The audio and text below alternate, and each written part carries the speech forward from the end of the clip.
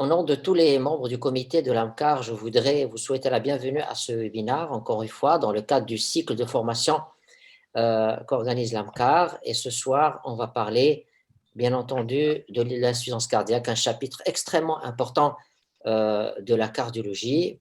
Et pour cela, nous avons avec nous un panel vraiment de très grande qualité. Nous avons avec nous le professeur Patrick Jourdain de l'hôpital Kremlin-Bicêtre, qui va être présenté tout à l'heure par mon ami le professeur Moustafir. Merci beaucoup, Patrick, pour ta collaboration.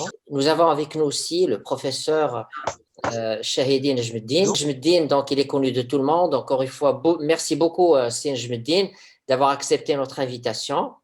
Et nous avons aussi avec nous notre ami, notre cher Nawal Dormi, qui est maintenant connu, qui est une étoile montante de la cardiologie marocaine et qui va nous parler de l'insuffisance cardiaque aiguë. Merci beaucoup, Nawal, d'avoir accepté notre invitation. Et bien sûr, pour orchestrer tout ça et pour modérer tout ça, nous avons avec nous deux grands amis qui sont le professeur Moustafir, que vous connaissez tous, qui est un cardiologue, un grand rythmologue du Maroc, et qui nous a fait la gentillesse et l'honneur d'être parmi nous.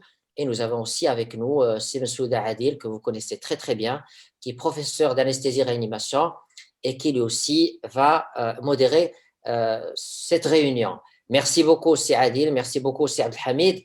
Voilà, je passe la parole sans trop tarder. Avant de te passer la parole, c'est Adil, je voudrais remercier tous les cardiologues qui se sont joints à nous et je voudrais aussi remercier les laboratoires Novartis pour leur collaboration et leur soutien à cette réunion. À toi la parole, c'est Adil.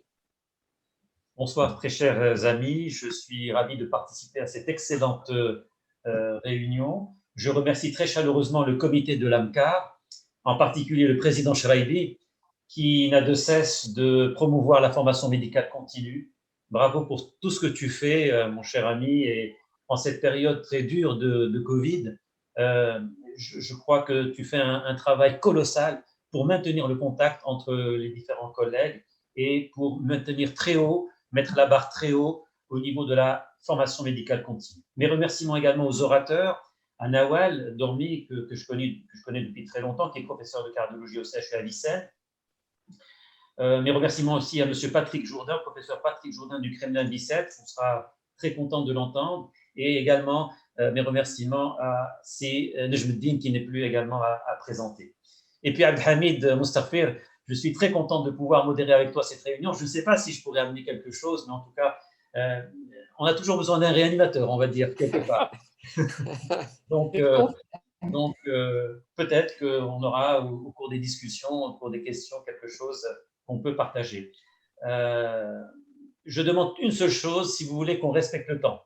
Je crois que mon ami Abdelhamid Moustafir sera aussi d'accord avec moi, c'est qu'on puisse vraiment faire la maîtrise du timing et qu'on puisse avoir 3 conférences de 20 minutes qu'on va grouper et les questions seront donc posées à la demande du président Shraibi à la fin des 3 conférences. D'accord ? Donc, nous allons sans plus tarder donner la parole à Nawal, professeur Nawal Dormi, éminent cardiologue, qui est donc professeur de cardiologie à l'hôpital à Vicenne, au CHU d'Avicenne de Rabat, et qui va nous traiter donc le topic concernant les dernières recommandations concernant l'insuffisance cardiaque aiguë. À toi la parole, très cher Nawal. Merci, professeur Missouda, pour cette introduction. Tout d'abord, je tiens à remercier professeur Shraibi et l'ensemble du bureau de l'AMCAR de m'avoir invité à participer à cette soirée sur l'insuffisance cardiaque. Je vais parler un petit peu du traitement de l'insuffisance cardiaque aiguë. C'est une pathologie qui est fréquente et je vais dire que ce n'est pas des recommandations, c'est plutôt un consensus d'experts. Donc, c'est une pathologie qui est fréquente, à laquelle on est confronté aussi bien cardiologue que réanimateur, qu'urgentiste. Et c'est un tournant évolutif dans le traitement, dans la prise en charge de ces patients. Comme vous le savez, l'histoire naturelle de l'insuffisance cardiaque, elle est de mauvais pronostics, on le sait tous. Elle est beaucoup plus grave que certains cancers. Et c'est une évolution qui va aller tout doucement vers la dégradation jusqu'au stade avancé, terminal, vers le décès. Et ce qu'il faut savoir, c'est que ce n'est pas une stabilité, mais le malade, il est toujours amené à faire des épisodes de décompensation durant lesquels ce myocarde va s'altérer encore plus, ce qui va l'aggraver encore plus, ce qui va augmenter sa mortalité et le taux de réhospitalisation. Donc, pour dire que la gravité de l'insuffisance cardiaque, tant que l'insuffisance cardiaque chronique, elle a connu beaucoup de développement, surtout cette année-là, on a eu beaucoup de nouvelles molécules qui ont fait leur apparition sur la scène du traitement. Mais dans l'insuffisance cardiaque aiguë, ça tarde un petit peu. Mais je vais vous montrer qu'il y a quand même des petites choses à faire qu'on va détailler au fur et à mesure. Donc, un petit mot sur l'épidémiologie. Il faut dire que c'est une maladie qui est très fréquente. On peut parler de pandémie mondiale. Il y a environ 2% de gens qui sont insuffisants cardiaques dans le monde. Et l'insuffisance cardiaque aiguë, à elle, elle est vraiment grave parce qu'il y a une mortalité déjà hospitalière de 4 à 10% et il y a un taux de réadmission qui est important de 90%, une mortalité à 1 an de 30% et à 2 ans de 50%. Il faut savoir qu'une fois que vous faites sortir votre patient de l'insuffisance cardiaque, qu'un quart de ces patients, il va revenir au bout de 3 mois. Et la moitié, vous allez la revoir au bout de 6 mois. C'est pour cela que c'est important de bien traiter ces malades pour essayer d'éviter ces réhospitalisations. Il y a un registre très important d'environ plus de 5000 malades inter-HF qui a regroupé plusieurs centres, notamment l'Afrique subsaharienne. Ils ont trouvé qu'il y a une mortalité importante en Afrique et tout ça, c'était la cause la plus fréquente, c'était l'HTA qui était maltraité. Donc, on a des choses à faire pour améliorer le pronostic. Alors, il faut savoir que l'insuffisance cardiaque aiguë, elle peut survenir soit de nouveau, c'est-à-dire un patient qui n'est pas connu insuffisant cardiaque, soit une décompensation chez un patient que vous connaissez, que vous suivez pour insuffisance cardiaque chronique. Elle peut survenir sur une insuffisance cardiaque à FEVG préservée, comme elle peut survenir chez un patient qui a déjà une insuffisance cardiaque à FEVG réduite. Et donc, il y aura de la congestion. Et toujours, la survenue de cette insuffisance cardiaque aiguë, elle est provoquée par un facteur favorisant. Et le plus souvent, et ce qui est associé avec un mauvais pronostic, ce sont les causes ischémiques, puis il y a l'infection, il y a également des causes d'arythmie et surtout également la non-compliance au traitement. Donc, c'est pour cela qu'il faut toujours rechercher une cause de cette décompensation. Ce qu'il faut savoir, une notion très, très importante, on y reviendra après dans l'éducation thérapeutique, c'est que cet état, parce que l'insuffisance cardiaque, c'est quoi? C'est un état d'hypercongestion, d'hypervolémie. Donc, ces patients ne sont pas présentés le jour J, ils avaient déjà un état latent d'hypervolémie qui se manifestait, mais vraiment, c'était des signes très subtils. C'est pour ça que, par exemple, juste le poids du malade peut être indicateur, parce que des études ont montré qu'environ dans le mois qui précède l'hospitalisation des patients, il y a une augmentation du poids d'environ 1 kg. Donc, c'est pour ça que dans l'éducation thérapeutique du patient, il faut qu'il soit sensible à un certain signe qu'on doit traiter, qu'on doit optimiser le traitement avant l'arrivée des symptômes. Donc, il y a des choses qui se passe avant la survenue d'une congestion aiguë. Et bien sûr, donc voilà, donc ça peut être juste un périmètre de marche si vous habituez votre patient à essayer de le mesurer. Donc, il va voir qu'il est limité dans ses efforts, l'apparition des œdèmes, s'il fait des contrôles de marqueurs biologiques. Donc, on peut faire le diagnostic assez précoce avant que le malade arrive avec des signes congestifs. Bien sûr, c'est des signes de congestion que vous connaissez tous, je ne vais pas m'attarder là-dessus. Donc, congestion en amont du ventricule gauche, la congestion pulmonaire, en amont du ventricule droit, les signes droits que vous connaissez tous. Et ce qu'il faut savoir, c'est qu'en matière d'insuffisance cardiaque, dès que vous avez un patient devant vous, il faut déterminer de quel type il est. Est-ce qu'il y a une congestion associée ou non à un bas débit? C'est ce qu'on appelle, qu'appellent les anglo-saxons, est-ce qu'il est warm and wet, c'est-à-dire un bon débit, une bonne tension artérielle, ou bien cold and wet, surcharge avec un bas débit. Et la prise en charge, elle est différente. Donc, une fois que vous avez votre patient, il y a 3 phases qui doivent se faire, mais rapidement. Une phase de triage qui ne doit pas dépasser donc un examen. Vous devez évaluer son état hémodynamique. S'il y a des signes de souffrance respiratoire, donc là aussi, on a besoin des réanimateurs. Détresse respiratoire, un état de choc, il doit être adressé dans un service de réa. S'il a un syndrome coronarien aigu, dans une salle de cathé. Sinon, pour les malades qui sont congestifs, et c'est les plus fréquents, là, on doit faire le diagnostic, le traitement approprié de la congestion, des facteurs favorisants et bien sûr commencer les traitements de l'insuffisance cardiaque. Puis survient la phase où on va par la suite optimiser les différents traitements. Donc, dès que vous recevez votre patient, Première des choses, est-ce qu'il est en état de choc ou pas? S'il est en état de choc, c'est en service de réanimation, ou bien si vous avez une unité de soins intensifs, vous pouvez le prendre en charge dans ces unités. Sinon, si par exemple, il a également un syndrome coronarien aigu, c'est l'admission dans une salle de cathétérisme en urgence. S'il a une détresse respiratoire, donc c'est-à-dire une fréquence respiratoire au-delà de 25%, vous allez essayer tout d'abord avec une saturation moins de 90, faire la ventilation non invasive. Ça a montré une très bonne efficacité parce que ça permet d'éviter la ventilation mécanique et ça améliore les patients.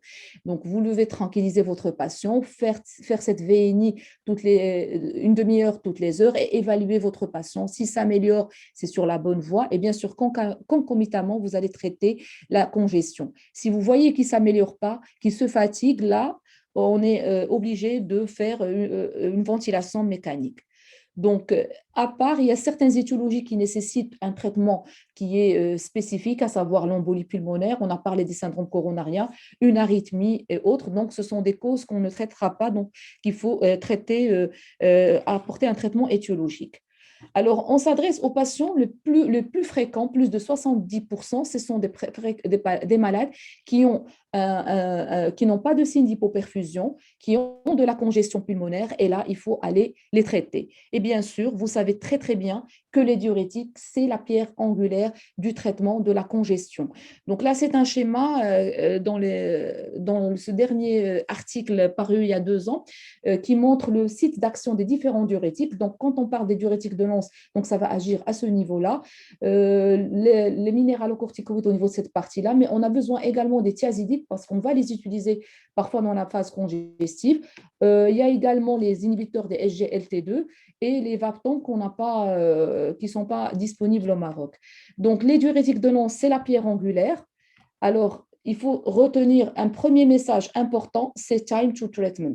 Il faut traiter ces patients de manière très, très rapide. Dès que vous faites le diagnostic de congestion, vous n'allez pas laisser votre patient vous attendre, mais vous allez rapidement l'hospitaliser en soins intensifs et démarrer le traitement. Parce que tout simplement, c'est une étude japonaise qui a montré que plus vous allongez le temps d'administration des diurétiques, plus votre mortalité elle est importante avec, regardez, ce P qui est significatif. Donc, ce n'est pas seulement les cathétériseurs qui doivent courir pour aller sauver les malades des infarctus du myocarde. Les cardiologues aussi, quand il y a la congestion pulmonaire, il faut agir très vite, passer les diurétiques par voie injectable pour diminuer la mortalité. Et comment on va donner ces diurétiques? Alors, 2 choses se présentent. Soit que le patient, il n'a jamais pris de diurétique, donc là, vous allez lui donner 40 mg par voie intraveineuse. Si le malade, il a déjà des diurétiques, il faut voir la dose qu'il prend. Par exemple, s'il prend un comprimé de 40 mg, vous allez donner 2 fois à 2 fois et demi. Donc, vous allez donner 80 mg de diurétique en bolus. Et bien sûr, on sait tous qu'il faut surveiller le poids et la diurèse, mais là, ce n'est pas le poids sur 24 heures, mais c'est une évaluation qui est rapide. On fait une natriurèse, on récolte la diurèse au bout de 6 heures et on voit la réponse au diurétique. Parce que, par exemple, quand vous donnez un bêta-bloquant, comment vous voyez l'efficacité? Vous regardez la fréquence cardiaque. Eh bien, c'est la même chose. Quand vous donnez un diurétique, vous devez voir votre natriurèse. Si votre natriurèse elle est à un niveau qui est correct, ça veut dire au-delà de 50 à 70, ça veut dire que vous êtes efficace, que votre dose, elle produit de l'effet, que vous allez décongestionner votre patient. Avec une diurèse, donc vous allez la collecter au bout de 6 heures. Si vous avez 150 à 100 cc par heure, ça veut dire que vous êtes efficace et vous continuez la même chose. Si ça ne marche pas, votre natriurèse elle est basse, vous avez peu d'urine, donc vous devez doubler votre dose. Et la même chose, au bout de 6 heures, on fait la même chose, on vérifie la diurèse, on vérifie la natriurèse et on va jusqu'à une dose maximale de 200 cc en bolus en intraveineuse sans dépasser 600 par jour. Donc là, c'est une attitude à faire. Donc, 2 messages pour les diurétiques, commencer le plus tôt possible et faire une évaluation par la natriurèse chaque 6 heures. Et bien sûr, en parallèle, il faut donner les médicaments qui ont prouvé leur efficacité dans l'insuffisance cardiaque, on y reviendra après, et traiter la cause déclenchante. Donc, si vous voyez que vous avez tout fait et que ça ne marche pas, que la diurèse n'augmente pas, que la natriurèse ne dépasse pas les 50, ça veut dire qu'il y a un problème là. On peut utiliser les thiazidiques et donc on va les donner par voie orale parce qu'il y a une bonne libération et donc on voit est-ce qu'on améliore le patient ou pas. Il a été également question des minéralocorticoïdes à forte dose, mais ça n'a pas montré de résultats. Les SGLT2, mais ce n'est pas encore dans les recommandations. Si vous avez essayé les fortes doses de diurétiques associées au thiazidique et que ça ne marche pas, là, il faut proposer à votre patient l'ultrafiltration qui peut lever la congestion. Donc, quelle est la place des dérivés nitrés? Donc, les dernières recommandations, il insiste sur de donner des dérivés nitrés. Et d'ailleurs, quand vous regardez, vous voyez bien que les dérivés nitrés ils diminuent la mortalité intra-hospitalière et ça a été démontré par tous les niveaux de pression, moins de 100, entre 100 et 11 et au-delà de 60. Mais dernièrement, il y a une étude qui a été publiée en 2019, l'étude Galactique. Il y a pas mal d'études qui s'appellent Galactique et qui a comparé deux bras. Un bras d'insuffisance cardiaque aiguë qui ont reçu un traitement habituel de l'insuffisance cardiaque et un autre bras qui a utilisé des doses de dérivés nitrés par patch. Et il n'y avait pas de différence significative entre les deux bras. Donc, peut-être qu'on attendra les nouvelles recommandations pour voir est-ce qu'on va maintenir les dérivés nitrés, mais probablement qu'on va les garder pour pour des malades qui ont des tensions qui sont élevées. Alors, une fois, donc voilà le malade qui a une congestion mais sans bas débit. Alors, pour les patients qui se présentent avec un bas débit, ce sont les malades wet and cold et c'est une minorité de patients, 5 à 8% des cas. Donc, pour ces patients, il faut donner des inotropes, mais pas n'importe quel inotrope. Donc, vous savez qu'on a l'adrénaline, la noradrénaline, d'obus et d'OPA qui sont disponibles. Alors, une question très, très importante, une chose très importante, il faut éviter la noradrénaline parce qu'elle a montré qu'elle entraîne une mortalité qui est importante. Donc, plutôt donner de la noradrénaline, évaluer votre débit cardiaque à l'échocardiographie et voir s'il augmente, c'est bon, on est efficace. S'il n'y a pas d'augmentation du débit cardiaque, à ce moment-là, on va rajouter la dobutamine qui augmente la contractilité, mais il faut faire attention aux arythmies. Alors, une fois qu'on a donné le traitement pour la décongestion pour obtenir un état de volémie, on va traiter les comorbidités, que ce soit dans l'insuffisance cardiaque préservée ou l'insuffisance cardiaque réduite et donner les traitements adaptés. Par exemple, dans l'insuffisance cardiaque préservée, corriger un diabète, si c'est une amylose, donner un traitement spécifique et bien sûr les autres traitements de l'insuffisance cardiaque dans FEVG réduite.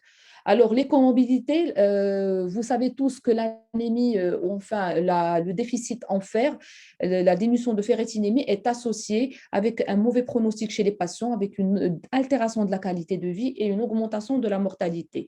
Et l'étude Affirma-Chef, qui est parue en novembre dernier, qui a montré qu'on peut corriger ce déficit en fer dès la phase aiguë au décours d'une hospitalisation pour insuffisance cardiaque aiguë, parce que tout simplement, ce n'est pas simplement sur un critère d'amélioration de la qualité de vie, mais sur un critère qui est assez robuste. Le critère primaire, c'était la mortalité totale et les réhospitalisations. Donc, le fait de donner du fer en injectable améliorait les patients sur le critère primaire de réhospitalisation et de mortalité cardiovasculaire. Donc, bien sûr, le patient, il est monitoré. Il faut surveiller un examen qui est en continu, une surveillance continue de la fréquence, de la pression artérielle, du rythme cardiaque, voir les signes et les symptômes de congestion. Donc, on va surveiller sur le plan clinique les râles crépitants, les œdèmes, l'acide et tout ça. Donc, faire une récolte de la diurèse, mais comme je vous ai dit, quand on donne un traitement diurétique, chaque heure, vous devez voir est-ce que la diurèse elle est correcte, surveiller la saturation, un électrocardiogramme. Les biomarqueurs sont très, très importants, surtout quand vous avez un NT-proBNP qui est élevé. Et donc, quand vous allez décider de la sortie du patient, les malades qui font baisser leur NT-proBNP de 30%, ils ont généralement un bon pronostic par rapport à ceux qui gardent un NT-proBNP élevé. L'échocardiographie qui est très importante pour voir le monitorage des pressions de remplissage de la volémie.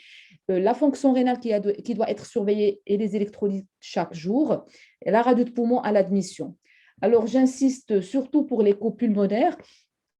Ça vous permet, au lieu de faire des radios de poumon et irradier votre patient à chaque fois, donc vaut mieux faire l'écho pulmonaire qui va montrer des congestions en montrant des lignes B.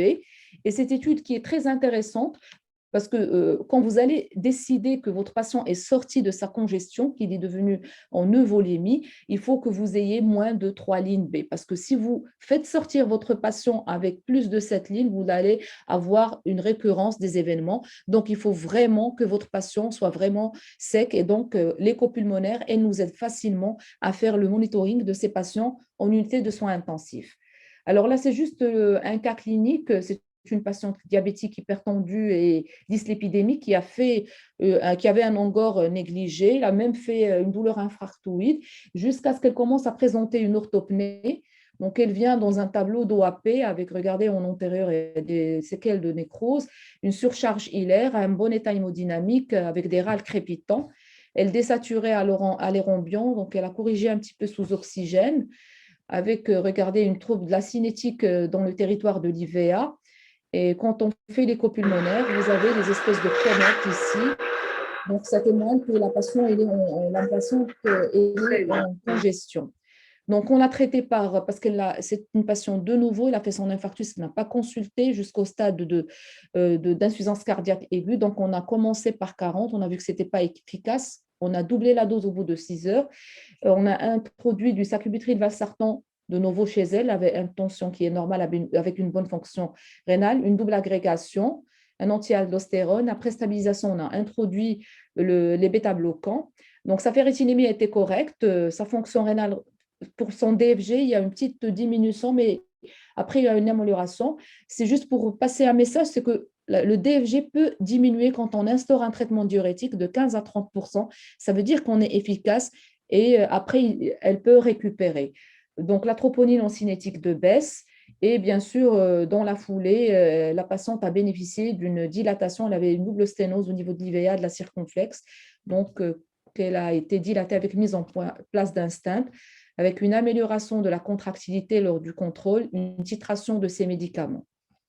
Donc, pourquoi on a démarré sacubitril/valsartan? Parce que deux études qui ont montré la possibilité de le faire de nouveau, c'est-à-dire sans passer par le switch. Donc, l'étude pionnière a montré qu'il y a une diminution rapide du NT-proBNP par rapport aux patients qui reçoivent IEC et avec une diminution importante de la mortalité et des réhospitalisations. L'étude transition, la même chose, qui a montré que le fait de donner sacubitril/valsartan à la phase juste après décompensation, elle est faisable, elle est sûre et efficace. Ça permet de diminuer de manière importante les biomarqueurs, aussi bien le NT-proBNP que les troponines. Alors, une fois qu'on a stabilisé ce patient, il faut savoir qu'il y a une période à risque. C'est le mois qui suit la réhospitalisation. Donc, il peut, comme je vous l'ai dit au départ, il peut revenir à l'hôpital à ce moment-là. C'est pour ça que cette période-là, elle est très importante à gérer.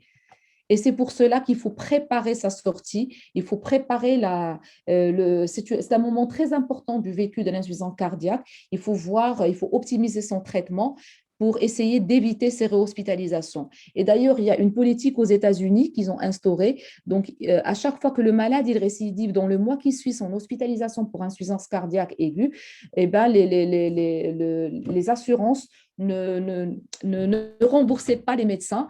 Et donc, ils ont créé une sorte d'unité qu'on appelle le même jour, ils vont recevoir leur traitement et ça s'appelle le Same Day Access Clinic. Ça veut dire quoi? Le malade vient en un jour. S'il y a des signes de surcharge, même s'ils sont frustes, il va recevoir ses doses de diurétique. Tout ça, ça va l'empêcher d'aller vers la réhospitalisation. Donc, c'est l'intérêt d'avoir des unités d'insuffisance cardiaque où il y a une collaboration multidisciplinaire entre cardiologues, diététiciens, infirmières, psychologues, aides-soignants. Et il y a plusieurs checklists. Donc, il y a des checklists qu'on a, par exemple, juste, je les passer rapidement. Donc, où on va voir est-ce que le malade est venu parce qu'il y a une mauvaise tolérance, parce qu'il a fait une poussée, parce qu'il y a dyschémie, le bilan à l'admission, son électro, les données de l'écho, et puis on voit les traitements qu'il reçoit. Est-ce qu'ils sont optimaux ou pas et pourquoi ils ne sont pas optimaux. Et on va on va faire une éducation thérapeutique de chez patients, voir est-ce qu'il connaît les signes d'alerte de l'insuffisance cardiaque qui vont le pousser à consulter, est-ce qu'il fait sa pesée, est-ce qu'il adhère à ces traitements. Donc, et bien sûr, j'insiste énormément sur l'optimisation du traitement. Les Américains, ils ont fait une update de leurs recommandations. Ils ont mis les ARNI, ils sont préférés par rapport aux IEC-ARA2 et bien sûr en association avec les autres molécules, donc antagonistes de l'aldostérone, SGLT2. Alors, on a plusieurs voies d'action. On a actuellement 4 drogues, il y a 3 autres qui vont être prescrits. Donc, cet article est assez intéressant, paru au début de ce mois. On les appelle les faux fantastiques. Donc, c'est les piliers du traitement de l'insuffisance cardiaque à FEVG réduite. Donc, sacubitril valsartan, anti-aldostérone, bêta-bloquant et les inhibiteurs de SGLT2. Et on voit ici que si le patient n'arrive pas à se permettre de se procurer sacubitril valsartan, là, il va prendre IEC ARA2, corriger un déficit en fer, faire un traitement d'une fuite mitrale, proposer une resynchronisation. En cas de congestion, c'est les diurétiques et en cas d'échec, c'est les thiazidiques. Et dans les stades avancés, proposer les nouvelles molécules, vériziquat, omecamtiv. Alors, et probablement que les prochaines recommandations seront de ce genre-là, sacubitril valsartan, bêta-bloquant ARM, et quand il y a persistance des symptômes, on aura les inhibiteurs de SGLT2. Donc, le message, c'est qu'une fois qu'il sort de sa poussée, il faut instaurer les traitements dès que c'est possible. La combinaison des 4 molécules ou 3 molécules au départ, faire une titration qui est assez rapprochée, traiter les comorbidités et l'étiologie. Il faut éviter l'inertie parce que l'inertie, ce n'est pas le patient, ce sont les médecins. Et bien sûr, le temps, il est essentiel parce que plus on les traite, plus on de manière optimale, on évite à nos patients d'aller vers la réhospitalisation et le décès. Et bien sûr, la réadaptation, elle est très importante parce qu'elle améliore la qualité de vie. Donc, ces unités d'insuffisance cardiaque, ils vont vraiment apporter beaucoup de bien à ces patients insuffisants cardiaques. Donc, en conclusion, je dirais que l'insuffisance cardiaque aiguë, c'est une pathologie qui est fréquente, qui altère la qualité de vie. Elle survient aussi bien en cas d'insuffisance cardiaque à FEVG préservé qu'à FEVG réduite. Et c'est un moment très, très important parce que c'est le moment où il faut rapidement traiter la congestion de earlier. C'est le plus tôt possible, le plus précocement possible, c'est la meilleure façon de les traiter. En cas d'état de choc, et c'est vraiment une situation rare, préférez la noradrénaline. En cas de détresse respiratoire, préférez la ventilation non invasive. Il faut faire un monitoring de clinique, électrique, biologique et bien sûr s'aider par l'échocardiographie, notamment l'échocardiographie pulmonaire. Il faut bien sûr traiter l'étiologie, traiter les comorbidités. Il faut bien sûr une prise en charge multidisciplinaire pour essayer d'optimiser les traitements. À chaque fois que c'est possible, donner les médicaments qui ont prouvé leur efficacité. Même si le patient il vient de faire sa poussée, qu'elle soit de nouveau, vous pouvez instaurer sacubitril valsartan dès le départ, les autres molécules également, et faire une titration progressive et le plus rapidement possible pour essayer de les améliorer. Pour les vasodilatateurs, il y a encore des discussions. Peut-être qu'on va les garder pour les malades hypertendus. Je pense que j'ai fait le tour de la question. Je vous remercie pour votre attention. Et voici les principaux articles si vous êtes intéressés en concernant les consensus d'experts sur l'insuffisance cardiaque aiguë. Merci. Alors, merci Nawal. Tu as été très clair. Il y a eu quelques questions que nous laisserons à la fin. Et donc, sans plus tarder, je donnerai la parole au professeur Jourdain. Professeur Jourdain, qui est professeur de cardiologie au Kremlin-Bicêtre à Paris. Il a dirigé le centre de télésurveillance Covidom de l'assistance publique des hôpitaux de Paris. Il est l'homme BNP. Il est l'ami du Maroc. Donc, à vous la parole. Écoutez, un grand merci. Je suis extrêmement honoré, encore une fois, d'une part, bien sûr, d'être invité parmi vous, d'autre part, parce que, voilà, on le dira jamais assez, le cardiologue marocain, eh bien, franchement, il a beaucoup à remonter au cardiologue français. Et donc, tant mieux. Et encore une fois, j'ai pu avoir la chance de travailler avec tellement d'entre vous que c'est vraiment un bonheur, encore une fois, de pouvoir discuter avec vous d'un sujet qui est très passionnant, qui est l'insuffisance cardiaque réfractaire. Alors, c'est un sujet passionnant et je dois dire, j'arrive juste après ma collègue qui vous a déjà dit beaucoup de choses. Donc, je vais essayer de synthétiser, en tout cas de me focaliser sur les points clés, et en se disant déjà que l'insuffisance cardiaque réfractaire, c'est quelque chose qui ne devrait pas arriver. Soit il est traité, il est à fond, soit on a trouvé autre chose. En fait, cet élément de l'insuffisance cardiaque réfractaire, c'est un défi qui est lancé et que nous n'arrivons pas à remporter. Pourquoi? Parce que nous avons énormément de patients qu'on appelle frequent flyers, qui vont être hospitalisés toutes les semaines, tous les 15 jours, tous les mois pour des poussées, et auxquels finalement on ne sait plus trop quoi faire. Et quand vous regardez l'impact des hospitalisations pour insuffisance cardiaque aux États-Unis, ben vous voyez qu'on a fait plus que les doublés. On a à plus de 174% au cours des dernières années. Et c'est pour ça, exactement comme l'a dit la collègue, que maintenant, quand vous sortez de l'hôpital, eh bien, si vous y revenez dans les 30 prochains jours, c'est payé par l'hôpital dont vous sortez. Et donc, c'est pour ça qu'ils font un tas de programmes qui s'arrêtent tous le 30e jour, puisque après le 30e jour, il peut lui arriver ce qu'il veut. C'est plus le problème de la première clinique. Mais vous vous doutez bien que cet effet-là a été relativement modéré. Autre chose qui est important, on a toujours l'impression qu'on améliore nos prises en charge de patients et que, effectivement, la mortalité de l'insuffisance cardiaque baisse année après année. Mais regardez ici, c'est le taux de réhospitalisation à 30 jours. Vous voyez qu'il augmente. Et pourtant, nous sommes tous de bons cardiologues. Eh bien, pourquoi? Parce que, avant, ces patients-là, ils seraient morts. Maintenant, ils sont ambulatoires, mais c'est des ambulatoires sévères.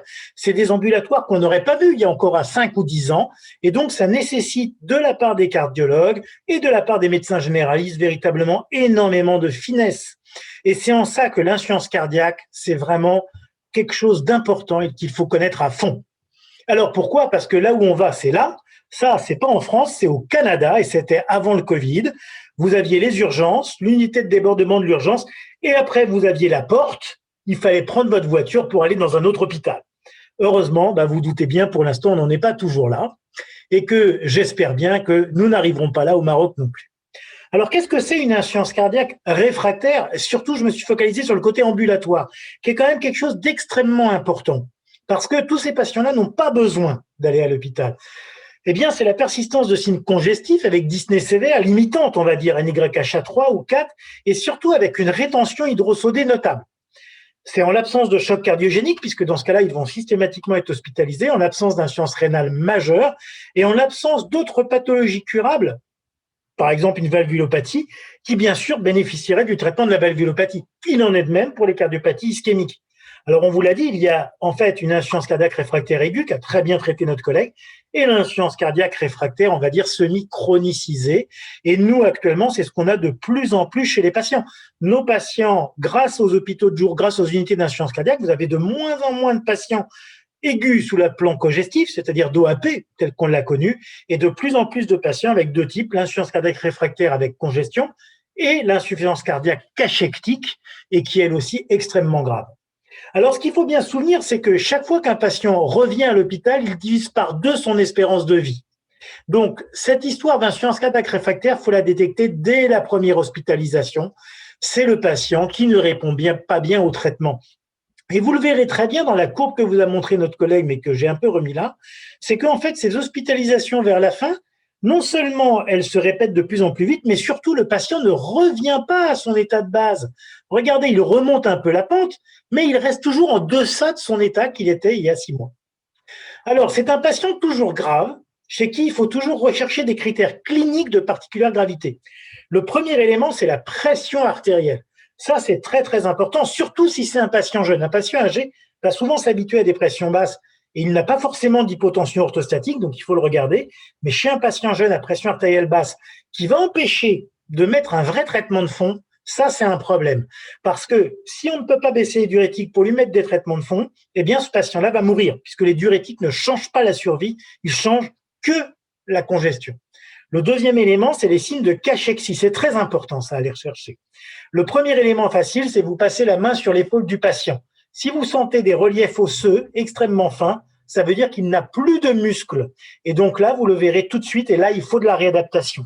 Autre chose, serrez son quadriceps avec vos mains. Si ça tient dans votre main comme ça, il a un trop petit quadriceps pour un jeune, ça veut dire qu'il est cachectique. Et dès qu'il est cachectique, ça veut dire qu'il aura simplement un changement de fixation des protéines dans le sang, et donc par définition, vos médicaments ne marcheront pas pareil. Le troisième élément, c'est les signes digestifs. Le patient qui n'a plus d'appétit, qui a des nausées, il faut toujours surveiller le foie cardiaque. Enfin, le patient qui a des véritables œdèmes réfractaires, c'est-à-dire que malgré un régime hyposodé, malgré des diurétiques à une dose classique 40-80, il a une persistance d'œdème qui n'arrive pas à faire partir. Sa gêne fonctionnelle NYHA, bien sûr que vous connaissez, et son périmètre fonctionnel, c'est-à-dire exactement comme disait la collègue, le périmètre de marche. N'hésitez pas à faire marcher vos patients autour du cabinet.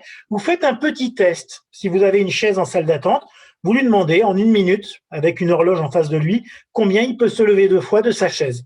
Et ça peut permettre d'analyser la capacité fonctionnelle de vos patients. Alors, bien sûr, on l'a dit, comment faire l'analyse du patient. Il faut toujours regarder si au repos, il a plutôt une hyperhydratation et puis regarder également son état de perfusion. Et comme ça vous l'a été donné tout à l'heure, et ça, vous connaissez tous ça avec moi, c'est le diagramme de Forrester parce que ça ne sera pas la même prise en charge. Vous doutez bien qu'un patient qui va être froid et sec, c'est plutôt un problème de débit. Le patient qui est plutôt chaud et humide, ça ne sera pas du tout la même prise en charge. Là, on essaiera de le vidanger. Alors, un autre élément qui est très associé, c'est le syndrome cardio-rénal.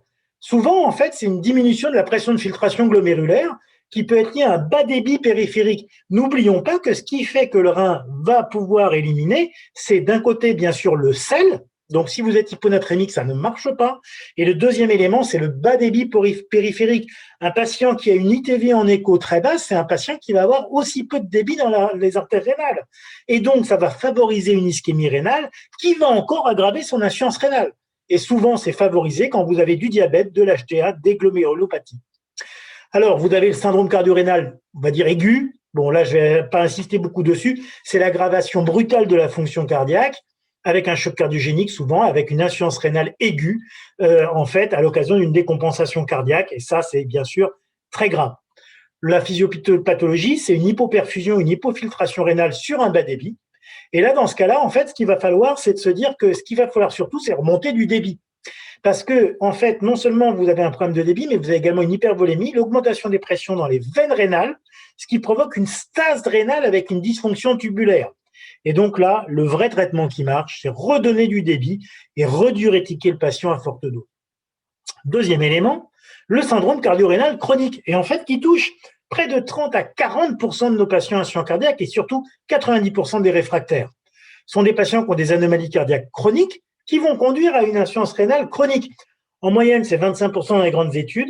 Mieux vous traiterez vos patients, plus finalement vous verrez ce type de patients qui avant seraient morts et qui maintenant vont survivre. La physiopathologie, c'est identique au stade 1, avec surtout une hypoperfusion et beaucoup de stase rénale, mais un retentissement rénal beaucoup plus durable, par activation des médiateurs pro-inflammatoires et pro-fibrosants. Le gros problème, c'est la fibrose rénale. Et en plus, on a une hypoxie avec du stress oxydatif, etc. Et l'anémie va jouer un rôle majeur. D'où l'intérêt de tout ce que disait la collègue sur le fer tout à l'heure. Le traitement des types 2, c'est simple, c'est diurétique de Lens plus d'autres associations diurétiques. C'est ça qui va être très important. Il faut bien se dire qu'un patient, un patient insuffisant rénal, insuffisant cardiaque, mourra toujours de son cœur. Donc, on doit tolérer une augmentation de 30% de la créate. On doit tolérer une clairance de la créate qui peut des fois descendre jusqu'à 20 sans problème, parce que ce qui va être extrêmement important, c'est de traiter son cœur. Si vous ne traitez pas le cœur, dans ce cas-là, le patient ne survivra de toute façon pas. Alors, quoi faire ? Pour ce syndrome cardio-rénal, il y a les traitements classiques qui, en fait, sont ceux qu'on le plus montré. Les diurétiques, la digoxine, uniquement à très, très faible dose. Les vasodilatateurs, on en a discuté un peu tout à l'heure. Et puis, surtout, corriger le niveau ferrique. Les éléments un peu nouveaux, qu'étaient les peptides natriurétiques, le bloqueur des récepteurs de l'adénosine, les inotropes, tout ça, finalement, c'est resté assez moyen. Le système d'amélioration du cœur par la rythmologie, c'est un élément majeur. Pourquoi ? Parce que automatiquement, avec le pacemaker multisite, quand le patient va bien répondre qu'il a l'indication, vous gagnez jusqu'à 5% en valeur absolue, 5 à 7% de fraction d'éjection. Et donc, pour votre patient, vous gagnez immédiatement, effectivement, en débit. Alors, un élément très clé auquel on ne pense pas assez, c'est l'optimisation des diurétiques en ville. Ça, c'est très important. Et la collègue a bien montré que vous aviez plusieurs types de diurétiques, les thiazidiques, les antialdostérones et les diurétiques de Lens auxquels vont se rajouter d'autres éléments. Ce qui est très important, c'est qu'il faut essayer d'absolument corriger cette congestion résiduelle, parce que congestion résiduelle veut dire deux éléments. Le premier, c'est congestion au niveau digestif. Votre patient ne va donc pas avoir ces traitements. C'est-à-dire que même s'il les mange, ils ne vont pas passer au niveau sanguin. Et ça, c'est extrêmement important, et surtout pour les diurétiques de type furosémide. Le deuxième élément, ça va être surtout qu'il va avoir un œdème avec une stase au niveau veineux rénal. Et donc ça va aggraver son insuffisance rénale. Donc il ne faut pas tolérer de congestion chez le patient, sauf si ça lui donne un bas débit. Et donc le check-up, c'est identifier les signes de bas débit périphériques qui sont parfois masqués. Ne pas hésiter à faire une petite écho pour regarder l'ITV. Estimer l'état d'hydratation du patient et surtout sa volémie centrale. Regardez la veine cave inférieure, c'est extrêmement important pour optimiser les diurétiques. Rechercher tous les facteurs confondants et ne pas oublier un petit coup sur la vessie pour regarder qu'on n'a pas d'insuffisance rénale obstructive. Encore une bonne partie des patients, comme ils sont âgés, on leur trouve un problème de prostate parce qu'ils font une insuffisance cardiaque, une insuffisance rénale sur une insuffisance cardiaque. Donc, il faut faire attention. Et enfin, le dernier élément, c'est évaluer la compliance. Compliance au régime peu salé, compliance au traitement. C'est pour ça qu'il faut former le patient. Alors, on a des petits moyens. Ça peut être limiter les apports hydriques. Pourquoi? Parce que si votre patient mange salé, il aura soif. Si vous le forcez à limiter ses apports en eau, eh bien, par définition, il limitera ses apports en sel. Le deuxième élément, c'est d'éviter et d'évaluer et de lutter contre la dénutrition. Ça, c'est extrêmement important parce que cette dénutrition, en fait, va empêcher les médicaments de fond de marcher et ça va favoriser les œdèmes. Le troisième élément, c'est dépister et agir très tôt sur l'hyponatrémie. Dès que vous avez une hyponatrémie inférieure à 138, vos diurétiques vont marcher jusqu'à 10 à 15% de moins. Et si vous êtes inférieur à 135, votre furosémide ne marche plus qu'à 50%. Donc, il faut absolument traiter ça, soit en limitant les apports hydriques, soit en évitant des régimes trop peu salés si votre patient mange peu. Dépister et traiter la cachexie, donc la fonte musculaire, on l'a dit. Comment la traiter? C'est l'exercice physique, c'est la réadaptation, mais qui peut se faire très simplement. Pour le segment supérieur, c'est prendre 2 petites bouteilles d'eau de 50 ml et vous faites faire comme ça au patient par série de 10 fois. Et il fait ça 20 fois, 30 fois par jour, ça marche très bien. Et pour les jambes, vous lui faites faire du lever de chaise. Ça marche très bien aussi. Et ça, même malgré le Covid. Et puis, évaluer bien la volémie. Encore une fois, l'écho de la veine cave, c'est majeur. Il faut traiter tous les épanchements. Les épanchements pleuraux, parce qu'ils gênent la respiration, ils fatiguent, ils provoquent une hypovolémie relative. Alors, pas les micro-épanchements, mais quand il y a un épanchement important, il ne faut pas hésiter à l'évacuer. Deuxième élément, c'est les épanchements péritonéaux chez les patients qui ont de l'acide. Ils gênent la respiration, ils provoquent une hypervolémie, ils gênent la mobilisation du patient. Alors, bien sûr, on a eu tous les espoirs qui avaient été mis dans les anti-adénosines, etc., simplement et dans le BNP injectable, mais ça n'a pas marché de façon extrêmement intéressante, même si les premiers résultats étaient assez prometteurs, mais vous voyez, c'est en 2002. Par contre, à la place, vous avez du sacubitril/valsartan, donc de l'Entresto. Pourquoi? Parce que le but du sacubitril, c'est d'éviter que le BNP fabriqué par le patient ne soit détruit. Et le BNP, il a été identifié parce qu'en injectant un broyat de cœur de lapin à un autre lapin, ça faisait uriner le lapin. Le N, c'est natriurétique. Et ça a un très bon effet d'entraînement, et ce, même si vous avez en fait un patient avec une natrémie relativement faible, en fait. Alors, ce qu'il faut faire très attention, c'est éviter de donner ce médicament-là si le patient est en bas débit. Et n'hésitez pas, si le patient est plutôt hypotendu, à diminuer un peu les diurétiques pour pouvoir introduire le sacubitril/valsartan. Et si jamais vous avez une veine cave dilatée, n'hésitez pas, mettez le sacubitril/valsartan. Et je pense beaucoup à la mise en place dès la sortie de l'hôpital. Moi, j'aurais tendance à proposer, il sort de l'hôpital, il est sortant, ok, ça va, on lui fait la veine cave, il a encore une veine cave un peu dilatée, encore peu compliante, ben plutôt que l'IEC, on va lui mettre le sacubitril/valsartan. Les autres traitements, c'était le nésiritide, n'a pas marché. Et donc, il faut vraiment se dire comment on peut optimiser ces diurétiques. Est-ce qu'il faut remplacer le Lasix, faire des cures de diurétiques, augmenter la dose, rester en monothérapie, passer en bithérapie ou utiliser d'autres moyens? Le premier élément, c'est bien de se souvenir du cycle du sodium. Et vous voyez que la réabsorption, elle est à 65% en proximal et beaucoup moins de façon plus distale. Alors, les diurétiques, ce qui va être important, c'est en fait de se dire que en fait, en cas d'insuffisance rénale, la quantité de diurétique sécrétée dans le tubule, si elle est bien réduite. Si on est inférieur à 15, la quantité sécrétée, c'est plus que 1/10. Et c'est pour ça qu'en cas d'insuffisance rénale, il faut mettre des fortes doses de diurétiques.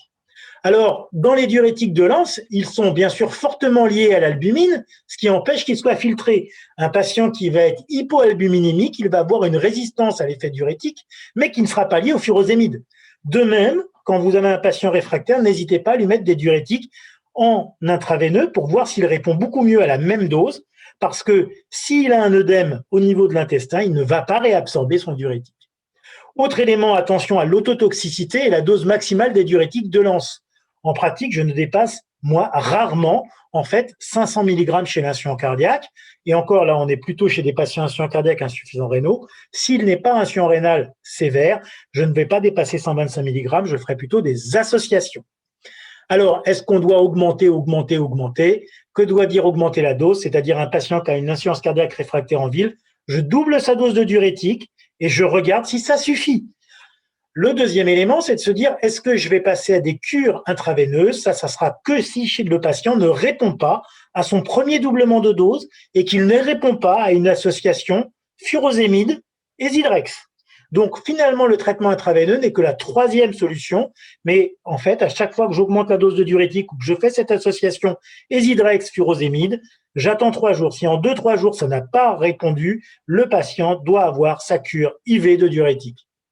Alors, un autre élément, c'est passer au buténamide, c'est le Burinex. Pourquoi? Parce que ça a une meilleure pharmacocinétique. Et ça peut être intéressant parce qu'on a un effet natriurétique à la 30e minute pour une durée de 6 heures. Et donc, ça peut être extrêmement important. Il faut se souvenir qu'en gros, 1 mg de Burinex, c'est 50 mg de Lasix, à peu près. Et attention, c'est une efficacité un peu moins forte, c'est la clairance de la créatinine est basse. Par contre, la biodisponibilité est plus importante, elle n'est pas modifiée par la présence d'œdème lié à une insuffisance cardiaque. Après, vous pouvez associer furosémide thiazidique, furosémide anti-aldostérone, buténamide thiazidique. Donc, vous voyez que vous pouvez vraiment vous associer. Et ça, c'est particulièrement vrai si on a des patients en anasarque. Alors, les thiazidiques, ils vont agir principalement en limitant la réabsorption de sodium au niveau du tubule distal, mais ça devient inefficace lorsque la débit de filtration est inférieur à 30. Les anti-aldostérones, ce qui va être intéressant, c'est qu'ils vont agir de façon différente, mais attention, pas dans l'insuffisance rénale aiguë, du fait en particulier des risques sur le plan rythmique. Alors, c'est pour ça qu'il faut bien réfléchir et associer probablement les thiazidiques et le furosémide en première ligne. Dans certains cas, je rajoute un anti-aldostérone si le patient n'est pas insuffisant rénal sévère. Une nouvelle case, c'est probablement les inhibiteurs du SGLT2, puisque eux, ce qu'ils font, c'est en fait, ça nous permet de recycler et d'éviter de réabsorber du sodium en échange du glucose.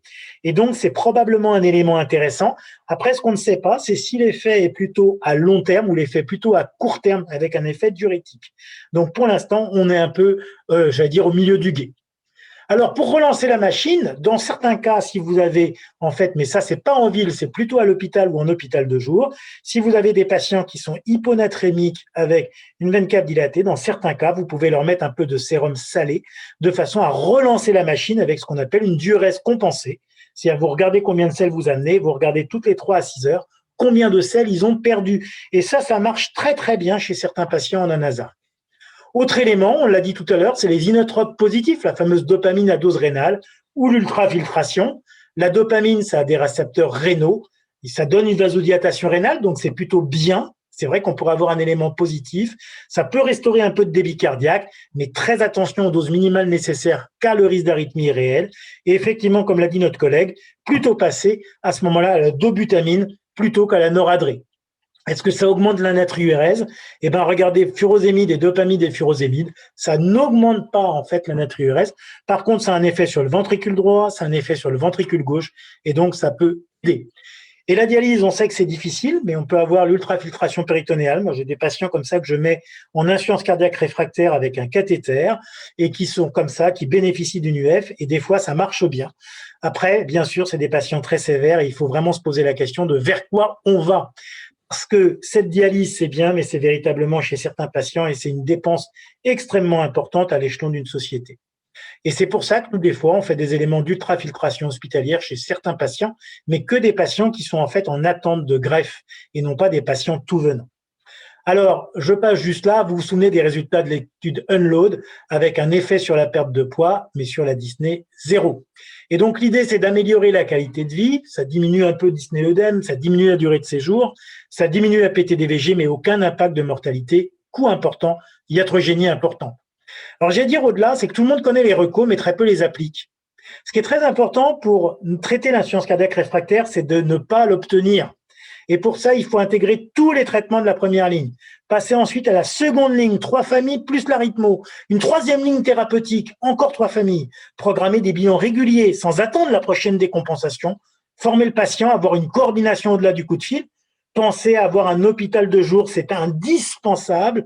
Et puis, de plus en plus, penser à la télémédecine. Pas une télémédecine compliquée qui coûte cher.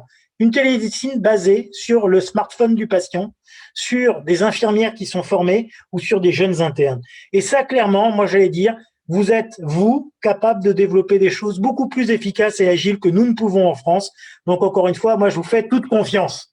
Et puis, pensez toujours à l'arythmo, le PM multisite, le DAI, le PM multisite, le DAI, le PM multisite, le DAI. Plus on attend, plus le patient s'aggrave, moins il répondra, moins ça sera utile et plus ça sera coûteux. Le but est d'identifier très rapidement, il est réfractaire. Est-ce qu'il marche au traitement? Il ne marche pas au traitement. Marche pas au traitement, il faut aller autre part. Est-ce qu'il y a l'indication du PM? Est-ce qu'il y a l'indication du DAI? Parce que l'idée à la fin, c'est de se mettre sous assistance. Vous avez vu dans les premières assistances, il y avait des prises de courant où le patient pouvait se brancher au niveau crânial et ça, c'était bien, ça limitait les infections. Mais il faut identifier le patient. En pratique, il faut bien viser, rechercher les signes de bas débit, se méfier dès qu'il y a un syndrome endémateux, se méfier des réponses partielles, surveiller le ventricule droit en écho, le bilan hépatique et rénal. En intra-hospitalier, on peut céder du BNP, mais c'est pas l'endroit le mieux pour le surveiller. Réagir vite, surtout vite et encore vite. Et l'avenir, c'est une assistance peut-être à demeure dans certains cas, avec des cœurs artificiels, puisqu'on va relancer le Carmat en France tout bientôt, et qu'en pratique, il faut toujours réfléchir à une éventuelle assistance chez les patients qui peuvent en bénéficier. Ça, j'y crois beaucoup, beaucoup, beaucoup. Il faut aussi parfois savoir s'arrêter et rester à l'écoute, savoir quand il faut privilégier le confort à la survie, écouter le patient et ne pas faire porter aux proches tout le poids de la décision, être collégial et avoir des soins palliatifs. Alors, juste quelques mots pour l'organisation. Est-ce que c'est utile des hôpitaux de jour? Eh bien, je vous montre le Heart Failure Survival Score qui nous a servi, nous, à déterminer la priorité des patients pour la prise en charge. Eh bien, vous pouvez la voir sur Internet et ça va vous montrer quel est l'impact des différents traitements sur vos patients directement online.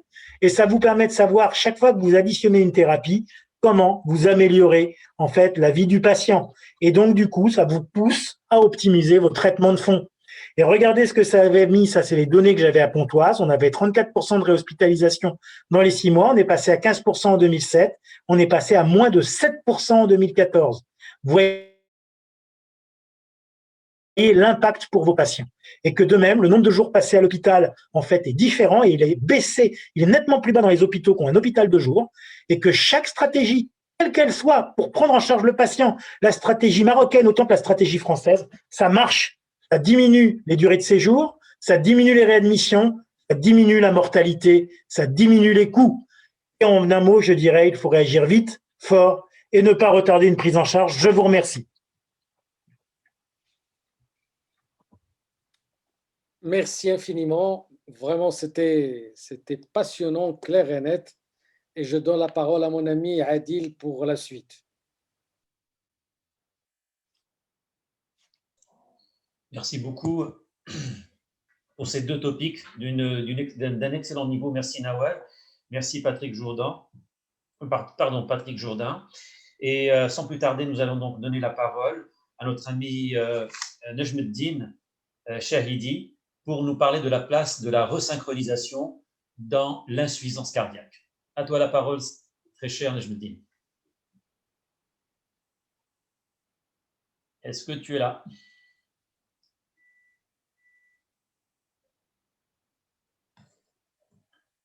Voilà, mon micro vient d'être activé. Désolé pour cette petite seconde de retard.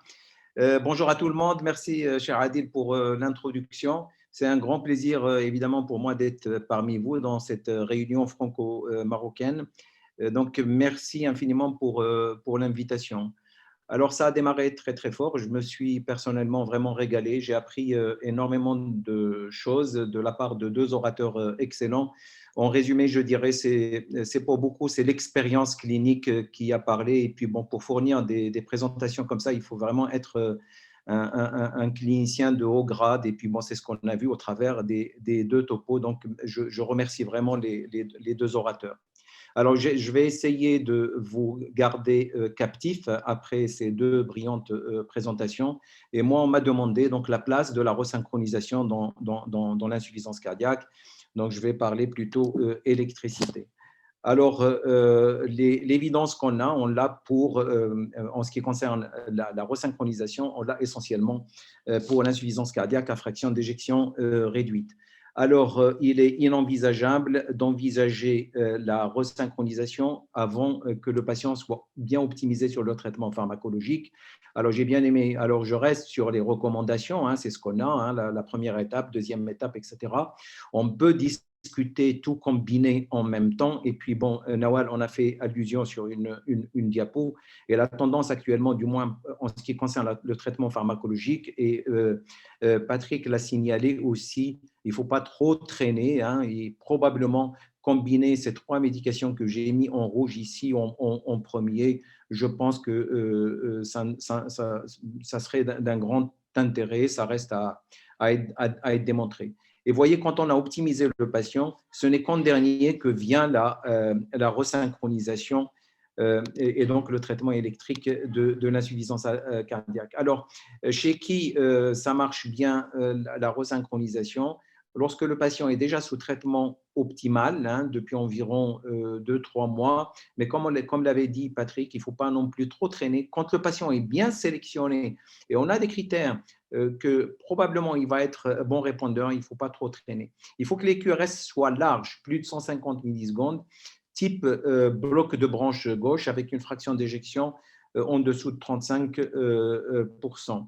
Alors, quand c'est toujours un bloc gauche, mais c'est moins large, hein, mais on est tout de même 130-149, ça reste une indication forte. Hein, classe 1, c'est le niveau de preuve qui baisse un peu. Mais quand il s'agit d'un nombre de troubles intraventriculaires, troubles de conduction intraventriculaire qui ne sont pas un bloc gauche, si ça reste très large, plus de 150 millisecondes, ça reste tout de même, on peut, dans certaines conditions, l'offrir. En revanche, quand c'est toujours un non-bloc gauche, mais des QRS beaucoup moins larges, à ce moment-là, c'est du 2B. Vraiment, il faut réfléchir pour le faire. Enfin, la majorité s'accorde pour dire qu'il ne faut pas le faire. En gros, en résumé, vous avez un patient NIA 2, 3 ou 4, une fraction d'éjection altérée, traitement pharmacologique optimal, j'insiste sur cette partie-là. Bloc gauche, 150 millisecondes, rythme sinusal plutôt que FA, c'est une indication formelle pour installer un CRT. Alors, quelques indications auxquelles on ne pense pas. Si vous avez un patient avec une indication conventionnelle de stimulation cardiaque et que vous avez une fraction d'éjection basse, alors à condition de savoir pourquoi il a la fraction d'éjection basse, probablement il ne faut pas perdre de temps à implanter un stimulateur double chambre et devoir upgrader les choses dans un second temps. Vaut mieux d'emblée implanter un stimulateur de resynchronisation. Vous voyez qu'on est dans du 1A. Quand le patient est en fibrillation, on n'a toujours pas suffisamment d'évidence, mais quand les QRS dépassent les 130 millisecondes, on est dans du 2A. Mais par contre, quand les QRS sont fins, c'est vrai, il vaut mieux s'abstenir de proposer la stimulation. Et ceci repose sur des études randomisées. Hein. Je pense qu'en termes de resynchronisation, on a eu toute une panoplie d'essais randomisés. Et vous voyez, cette histoire de 150 millisecondes, on revient finalement à ce que Serge Cazot et Philippe Ritter avaient imaginé au début dans Moustique, hein, c'était 150 millisecondes. On est passé par toutes les étapes, 120, 130, et on est revenu finalement à l'asynchronisme électrique. Vous voyez ce patient qu'on a resynchronisé ici dans le service, hein, c'est un patient donc, qui avait traitement pharmacologique optimal. Et vous voyez un vrai bloc gauche, hein, j'insiste beaucoup sur ça, vrai bloc gauche, QRS large, 160 millisecondes. Alors, vous voyez, dans tout ce que je vous ai raconté, il ne figurait pas malheureusement l'écho. Je ne peux pas faire l'impasse de parler de l'écho. Mais donc, chez ce patient-là, dont je viens de vous montrer l'électro, vous voyez, à l'œil, hein, il ne faut pas être un échographiste chevronné pour savoir qu'il y a non seulement l'asynchronisme électrique, mais il y a un asynchronisme mécanique, et vous voyez ce qu'on appelle l'apicalroquine ici, ou alors le septal flash ici. Alors, c'est sûr que quand on avait discuté, on prend tout, ici, là où je suis, c'est une décision collégiale hein, pour faire quoi que ce soit pour le patient, mais celui-là, il était évident que la majorité avait opté pour la resynchronisation. Et donc, voyez encore une fois, on focus, mais principalement sur la largeur des QRS. Plus ils sont larges, plus c'est bloc gauche, plus le patient va être répondeur. Moins les QRS sont larges, moins le patient va répondre au traitement. Alors, je parle de l'écho parce que, vous voyez, si on considère juste ces deux paramètres, hein, le septal flash et l'apicalroquine, c'est sûr que ceux-là vont plus répondre que les autres. Et quand on associe ces deux paramètres, encore une fois, en résumant juste sur cela, la réponse est nettement mieux. Et voyez notre patient, là, 1 an après la resynchronisation, les QRS sans fin, cliniquement, il va très bien. On pouvait se douter qu'il allait être un bon répondeur. Et je vous montre ce que ça a donné l'écho. Hein, c'est des données réelles, hein, c'est des données de la vraie vie. Vous voyez, en 2017, avant la resynchronisation, comment était la dilatation ventriculaire.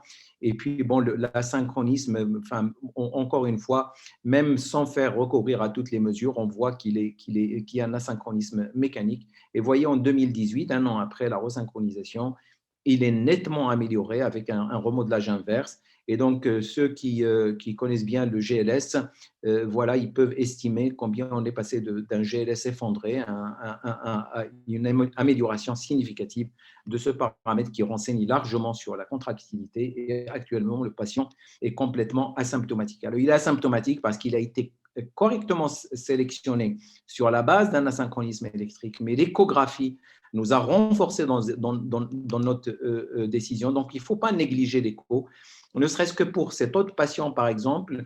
Et là aussi, il a une cardiopathie dilatée, classe 3, bloc gauche, typique. Hein, voyez, il est en rythme sinusal, ça c'est le baseline.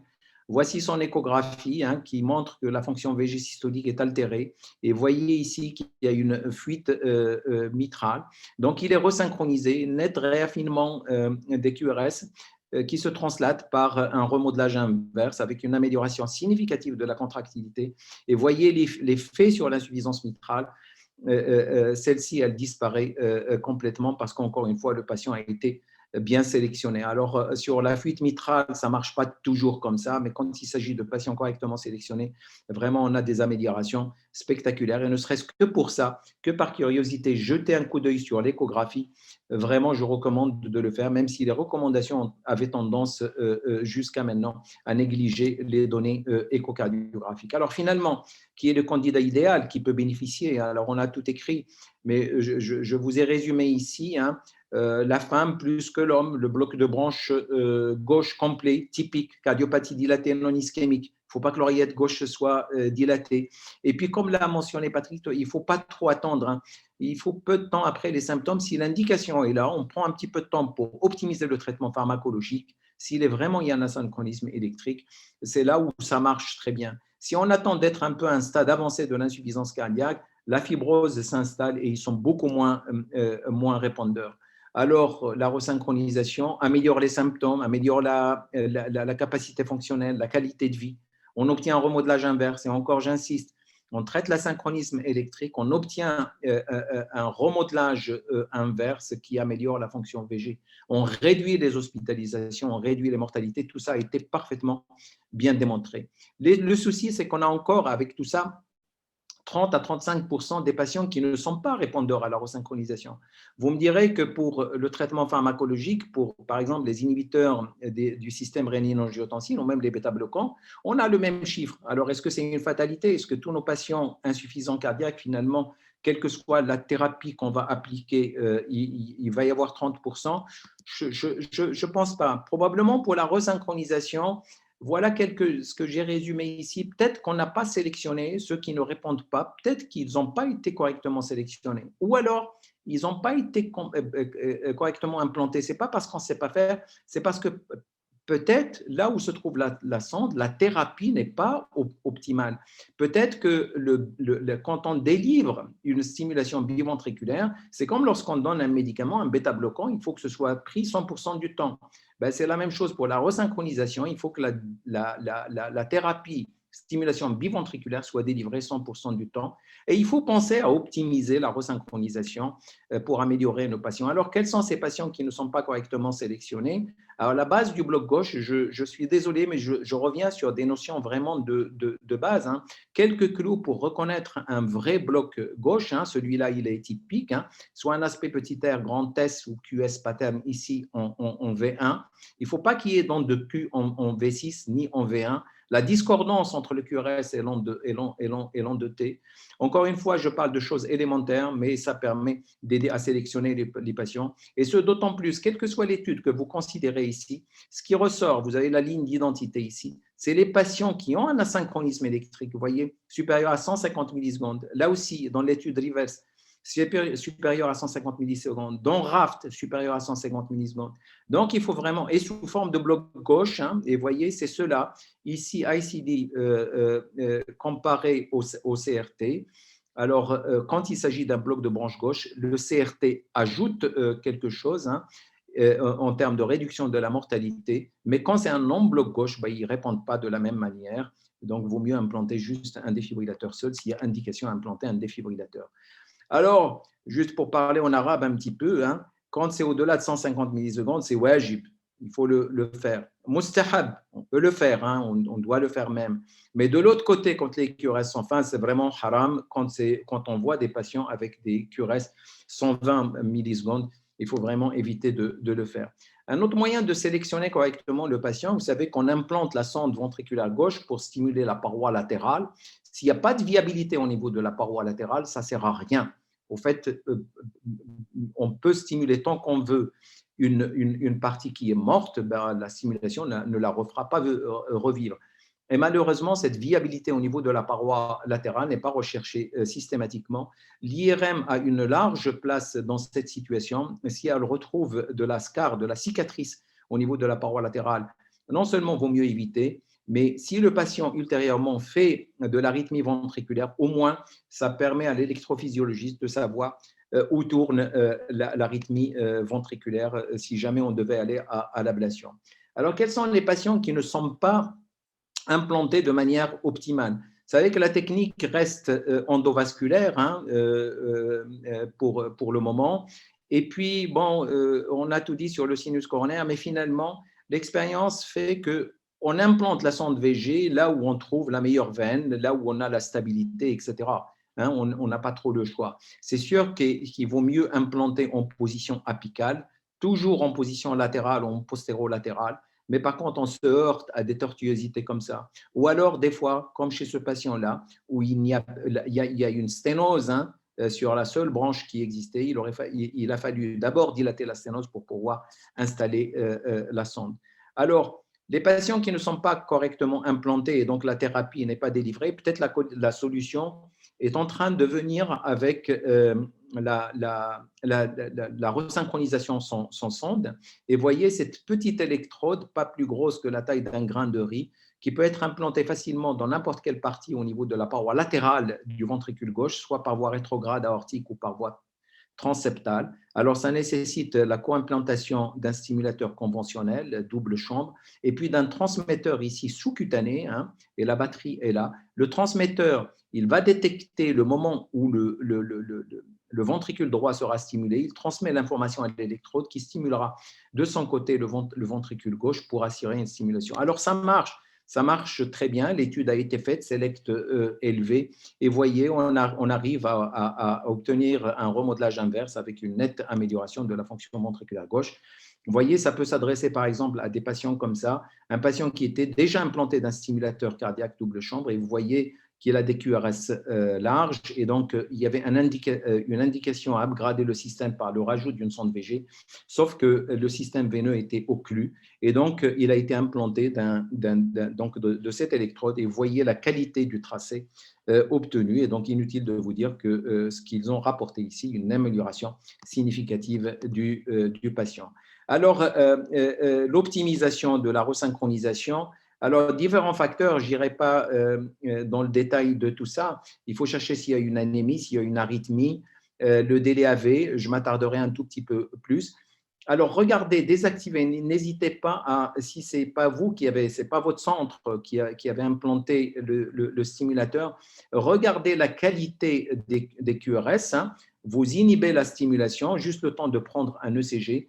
Si les QRS sont fins, vous voyez, les recommandations nous disent que dans certaines situations, il vaut mieux arrêter la resynchronisation parce qu'elle peut être parfois délétère. Alors, avant d'optimiser, il faut traiter les causes d'insuffisance cardiaque, rechercher toujours une ischémie. Ce n'est pas toujours le cas, notamment avant l'implantation d'une prothèse. Avant de procéder à ça, éliminer l'ischémie, revasculariser le patient, contrôler l'hypertension, ainsi de suite, et donc chercher les facteurs aggravants et utiliser les bonnes drogues qu'on a vues tout à l'heure. Ne pas hésiter, ça a été dit tout à l'heure, de réduire les diurétiques et d'optimiser les autres traitements qui ont fait leur preuve. Alors, cet élément est à rechercher par l'électrophysiologiste, la perte de la capture ventriculaire gauche. Il y a plusieurs raisons pour lesquelles le ventricule gauche n'est pas stimulé. Et vous pouvez regarder, vous pouvez apprécier ça. Ce patient, c'est un patient qui a été stimulé en biventriculaire. Et vous regarderez ici attentivement l'électro. Il est exactement similaire à une stimulation ventriculaire droite seule. Pourquoi? Parce que tout simplement, quand on essaye de stimuler le ventricule gauche, voyez ce temps de latence entre le QRS jusqu'à la capture ventriculaire gauche, il est énorme. Normalement, c'est comme ça que ça se passe. Un spike de stimulation, il dépolarise de suite. Et donc, finalement, chez ce patient, qu'est-ce qui se passe? En stimulation biventriculaire, le ventricule est stimulé, mais celui-là, il arrive avec une latence. Donc, les deux ventricules sont en période réfractaire et donc il ne peut pas y avoir de capture ventriculaire. Et donc, le patient n'est pas amélioré. Et donc, ça signifie qu'il y a une réduction du pourcentage de stimulation biventriculaire et dès que ça baisse en dessous de 98%, les patients vont beaucoup moins bien. Et s'ils ont de l'AFA avec une réponse ventriculaire rapide, c'est encore pire. C'est pour ça qu'il est recommandé chez les patients ici en vert, les patients en fibrillation atriale. Si on ne peut pas contrôler la réponse ventriculaire, il vaut mieux leur ablater la jonction parce qu'ils font aussi bien que les patients qui sont en rythme sinusal. La situation pire, c'est la FA sans ablation de la jonction, ou du moins si on n'arrive pas à contrôler la réponse ventriculaire, c'est comme si on n'a rien fait. Il est ridicule de voir un patient resynchronisé avec une réponse ventriculaire de la FA qui coiffe le rythme de la stimulation biventriculaire. La méta-analyse est faite et ça favorise l'ablation de la jonction. Il en va de même concernant les ectopies ventriculaires. Quand le patient fait beaucoup de SV, alors il n'est pas correctement stimulé. Et les drogues, les antiarythmiques, on est très limité. Il y a que l'amiodarone avec ses effets toxiques que vous connaissez tous. L'ablation rend un énorme service. Plusieurs études ont été faites. Et vous voyez, dès qu'on ablate les ESV, on diminue drastiquement la charge en arythmie ventriculaire et on améliore donc la stimulation biventriculaire et donc la fraction d'éjection. Et ce sont des recommandations parfaitement validées. L'optimisation, regardez ce patient-là qui a été implanté d'une resynchronisation, il remplissait tous les critères. Les QRS se sont affinés, mais il restait symptomatique quand même, il n'était pas amélioré. Quand on fait l'écho et regardez le flux mitral antérograde, vous avez juste une onde de E, il n'y a pas d'onde A, alors que sur l'électro, il est en rythme sinusal. Tout simplement, c'est que le délai AV n'était pas optimisé. Et vous voyez, non seulement il a une insuffisance mitrale systolique, mais il a également, pour ceux qui connaissent bien l'écho, une insuffisance mitrale diastolique qui aggrave les choses. Alors, si le délai AV programmé est très lent, donc on aboutit à cette situation, c'est-à-dire il y a une fusion entre l'onde E et l'onde A, et donc le patient est privé de la contribution atriale au remplissage du ventricule gauche. Si c'est très court, vous voyez, l'onde A est tronquée, c'est-à-dire que les valves auriculo-ventriculaires se ferment avant la vidange, avant que l'oreillette n'ait fini sa vidange. Donc, on a pris le temps d'optimiser ce patient et vous voyez finalement, en optimisant le délai AV, on a pu dégager un magnifique flux antérograde au niveau de la mitrale. Et voyez ce qui se passe ici pour l'insuffisance mitrale diastolique, elle disparaît complètement. Alors, si vous me demandez la définition de ce que c'est le délai AV optimal, c'est la définition qui est citée par Serge Cazot, qui connaît bien la problématique. Donc, c'est le délai AV le plus court qui permet le remplissage le plus lent sans que la fermeture de la valve mitrale vienne tronquer l'onde A. Il faut exiger, si vous mesurez ici du début de l'onde du début de l'onde E jusqu'à la fin de l'onde A, et vous la rapportez sur le cycle RR, il faut que ça dépasse 40% pour donner du temps au ventricule gauche pour se remplir correctement. Alors, vous savez, ces insuffisants cardiaques, quand vous rajoutez juste quelques millilitres, ça permet au volume d'éjection systolique d'être augmenté et donc d'améliorer leur fraction ventriculaire gauche, comme ça a été démontré ici dans ce travail où on voit qu'il y a une nette augmentation du débit cardiaque. CRTP ou CRTD, je vais passer très très vite. Avant l'étude d'Anish, tout a été clair, c'était le défibrillateur pour tout le monde, mais après l'étude d'Anish, cardiopathie dilatée non ischémique, défibrillateur versus traitement pharmacologique optimal, il n'y a pas de différence. Cette étude est venue nous bousculer, donc on réfléchit beaucoup parce que tout simplement, les patients dans l'étude d'Anish ont été correctement traités avec un suivi plus long et on a pris le temps d'optimiser le traitement pharmacologique. Alors, qu'est-ce qui fait la différence? C'est l'espérance de vie plus d'1 an, patient stable. S'il est ischémique, parce qu'il y a plus d'événements rythmiques chez le patient ischémique, probablement chez ces patients-là, vaut mieux utiliser le D que le P. Pour ceux qui craignent le risque de décès subi chez ces patients-là, la resynchronisation toute seule a été démontrée dans l'étude Kerachev comme réduisant de manière significative la mort subite.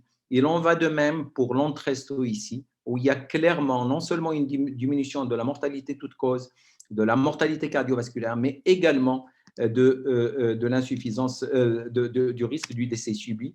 Et dans cette étude ancillaire à l'étude Paradigme, vous voyez que 22% des patients chez qui il y avait une indication certaine d'un device, finalement, le fait d'avoir optimisé avec l'Entresto a permis d'éviter d'implanter les prothèses chez ces patients-là. Et ce n'est pas pour rien que donc, cette drogue, à côté des bêta-bloquants, à côté des anti-aldostérones, finalement, les 3 traitements majeurs qui ont démontré un effet sur le remodelage inverse, c'est une classe 1A pour prévenir le risque de la mort subite. Juste, si vous me permettez, il me reste une petite minute pour vous montrer quelques scénarios où il faut éviter de faire des bêtises. Alors, quand le patient a une dysfonction sinusale ou un BV paroxystique, évitez de stimuler ces patients avec un stimulateur double chambre. Il faut éviter les stimulations ventriculaires droites qui ne sont pas nécessaires parce que du coup, vous allez créer la synchronisme. Et quand un patient, on sait d'avance qu'il va être stimulé dans un bon pourcentage de cas au niveau du ventricule droit, vaut mieux opter pour l'installation d'un système de resynchronisation. Regardez ces 4 patients. Ce qu'ils ont en commun, c'est une classe NIA 2 avec une fraction d'éjection à 40%. Celui-là, il a une indication de stimulation conventionnelle, il a juste une dysfonction sinusale qui est importante, on veut éviter la syncope, donc on lui installe un double chambre. Cet autre patient, lui, il a un BAV de haut degré, c'est du 2 pour 1, on sait qu'il va avoir une stimulation ventriculaire droite permanente. Si avec une fraction d'éjection comme ça, on installe juste un double chambre, on crée un asynchronisme qui va altérer davantage la fraction d'éjection. Donc, il vaut mieux installer un système de resynchronisation d'emblée. Cet autre patient, BAV de haut degré, les QRS sont, qui plus est, très larges. Pour les mêmes raisons, un double chambre aggravera les choses. Vaut mieux installer un système de resynchronisation. Et je finis là, c'est mon dernier patient. Il a une fibrillation atriale, il a une oreillette gauche monstrueusement dilatée. Il fait une tachybradie syndrome. Certainement, je ne lui mettrai pas un VVI parce que si je dois ablater la jonction, je créerai un asynchronisme. Et donc, chez ce type de patient, j'implanterai d'emblée un système de resynchronisation. Je vous remercie infiniment pour votre attention. Merci beaucoup, Sy Nejmuddin, pour cet excellent topic qui relate en fait le state of the art, l'état de l'art de la resynchronisation au cours de l'insuffisance cardiaque. Donc, bravo l'artiste, merci beaucoup. Alors, sans plus tarder, donc, nous allons passer à la séance des questions et nous allons commencer par les deux premiers topics. La première conférence faite par le professeur Nawal Dormi concernant la prise en charge de l'insuffisance cardiaque aiguë. Et ensuite, la conférence qui a été faite par notre collègue et ami, le professeur Patrick Jourdain, concernant la prise en charge de l'insuffisance cardiaque réfractaire. Alors, sans plus tarder les questions, j'ai une première question qui a été posée dès le début et qui relate la place des digitaliques. Les digitaliques gardent-ils toujours leur place en association avec les diurétiques? Nawal. Micro, Nawal. Ok. Donc, très bonne question pour les digitaliques, mais on ne les utilise pas trop dans la poussée aiguë. Donc, si on regarde un petit peu le tableau des recommandations, c'est vraiment pour les patients qui sont dans l'insuffisance cardiaque avancée, réfractaire. À ce moment-là, on peut les utiliser. S'il y a de l'arythmie, je pense, mais pour la poussée aiguë, je pense que non, il n'y a pas de place. Mais les rythmologues sont mieux placés que moi pour Nawal, pour apporter… emmerder Nawal, pour t'emmerder davantage, est-ce que tu es en rythme sinusal ou en fibrillation atriale? Je sais de la main au rythmologue. Je suis bien entourée ce soir. C'est une question d'ailleurs qui a été posée. Y a-t-il encore une place pour la prescription des digitaliques chez les patients en rythme régulier sinusal? C'est une question qui a été posée. Pour la fibrillation insuffisance cardiaque, fibrillation atriale, il y a eu quand même un regain de classe pour cette indication. Et ça a pris de la place puisque ça améliore les gens et il n'y a pas trop de différence en ce qui concerne les bêta-bloquants. Et vraiment, les digitaliques ont remonté de classe et ils sont maintenant la bienvenue rapidement dans la prise en charge pour freiner le nœud auriculoventriculaire. La limite, c'est que les digitaliques ne freinent le nœud atrioventriculaire qu'au repos. Et dès que le malade bouge, donc il va avoir besoin de son bêta-bloquant. Non, et puis je rajouterais qu'effectivement, dans l'insuffisance cardiaque un peu avancée, en fait, ce qu'on voit bien, c'est qu'il y a deux grands cas où moi je garde les digitaliques. En dehors de ce qui a été énoncé auparavant, le premier, c'est le patient qu'on a vraiment du mal à sevrer sous les inotropes positifs. Et dans certains cas, ça peut permettre effectivement d'avoir cette petite transition, mais en sachant bien que dès qu'on va avoir un effet un peu inotrope positif, on est déjà à la limite de la zone toxique, voire déjà en zone toxique. Le deuxième élément, c'est chez le patient, en fait, chez qui, de façon chronique, il a un bas débit avec des anomalies hépatiques, etc. Et chez qui, à titre compassionnel, on va donner des digitaliques à faible dose. Je ne dépasse jamais une hémigoxine dans ce cadre-là. Je ne dose pas la digoxinémie puisqu'elle sera toujours trop haute. Mais là, l'idée, c'est véritablement de donner de la qualité de vie au patient en sachant qu'en fait, on le fera mourir plus vite. Mais ça ne veut pas dire qu'il ne faut pas le traiter. Voilà. Après, très clairement, la digitaline et la digoxine en général, ça ne doit jamais nous faire éviter un traitement de fond. C'est ça qui est vraiment le message important. Très bien, on passe à la deuxième question concernant le moment d'introduction des anti-SGLT2. Serait-il possible de les introduire en phase congestive en même temps que les diurétiques IV ou alors faut-il attendre le passage à la voie orale? Alors, pour les SGLT2, ils sont maintenant, c'est clair, leur place dans l'insuffisance cardiaque chronique. Elle est assez codifiée, mais probablement avec les nouvelles recommandations qui vont sortir prochainement, on va mieux voir leur place. Mais en aigu, il n'y a pas de recommandation à les mettre en aigu. D'ailleurs, les essais qui ont été faits, c'est avec l'insuffisance cardiaque chronique. et FEVG préservé et FEVG réduite. Donc, en aigu, je ne pense pas, même si on recherche l'effet diurétique, mais il n'y a pas de recul là-dessus, ils ne sont pas vraiment indiqués à la phase aiguë. Adil, Après, quand on va mettre le traitement optimal et quand le malade ne s'améliore pas, s'il est diabétique, on va les donner. S'il n'est pas diabétique, il est toujours symptomatique, à ce moment-là, on va introduire les SGLT2, les inhibiteurs. Adil, s'il te plaît, une question. Adil, Oui, je voudrais poser une question, s'il te plaît. bien sûr, tu es le bienvenu, tu as le droit. Alors, c'est toujours pour taquiner mon ami Nawal. Bêta-bloquant et décompensation aiguë, on arrête ou pas? Ben, ça dépend. S'il vient avec, il les tolère, je peux les laisser, mais s'il ne les tolère pas en grand doigt P, je vais les arrêter et les réintroduire après.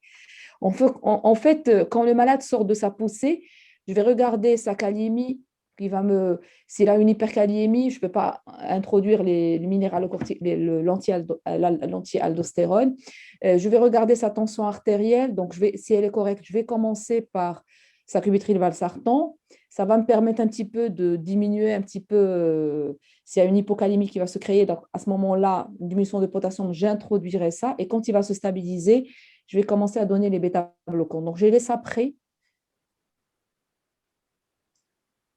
Est-ce Oui. que, Il n'y a est-ce pas que- de Le professeur Jourdain n'est pas d'accord. Ah si, moi je suis tout d'accord avec tout ce que dit le professeur Nawal, moi ça me va très bien. Non, ce que je dis juste, c'est que en fait, il y a une étude qu'on a fait en France qui s'appelle étude Be Convinced pour savoir justement s'il fallait arrêter ou maintenir les bêta-bloquants. Très clairement, en fait, il y a deux tableaux. Soit le patient il est en choc cardiogénique, il faut lui arrêter les bêta-bloquants. Question se pose. Soit le patient effectivement n'est pas en choc cardiogénique et dans ce cas-là, on peut lui diminuer, mais on sait qu'il faut probablement pas lui arrêter. Pourquoi? Parce qu'en fait, nous, bien sûr, spécialistes de l'insuffisance cardiaque, on va pouvoir leur maintenir, leur reprendre, etc. Mais en fait, 50% des patients, leur médecin de ville ne va jamais leur reprendre de bêta-bloquants. Et donc, quelque part, ils vont avoir un risque. Le deuxième élément qui est important, c'est qu'il faut voir que les bêta-bloquants, ils vont pas du tout avoir les mêmes effets sur les bêta-récepteurs et donc sur également les inotropes positifs. Par exemple, entre le carvedilol, le credex et le bisoprolol et le nebivolol, il n'y a pas du tout le même effet antagonisant par rapport à la dobutamine, par exemple. Donc, sous le carvedilol, il faudra mieux prendre de la noradré, alors que, en fait, si le patient est sous bisoprolol, on pourra très bien prendre de la dobu. Mais ce qui est très important, c'est soit on est sûr de pouvoir lui reprendre, on peut l'arrêter si vraiment il est en choc, sinon chez les autres, moi je n'arrête pas, je laisse à demi-dose et je reprends ensuite. Et effectivement, c'est la meilleure, à mon avis, façon de ne pas être gêné chez un patient qui sinon va l'arrêter dans 50% des cas. Est-ce que vous pourriez donner, par exemple, dobutamine et bêta-bloquants? Alors, dobutamine et bêta-bloquants, en fait, si le patient a besoin de dobu à la phase aiguë, non, moi je vais lui arrêter de toute façon. S'il avait du biso, je lui maintiendrais par exemple un peu plus que s'il avait du carvé.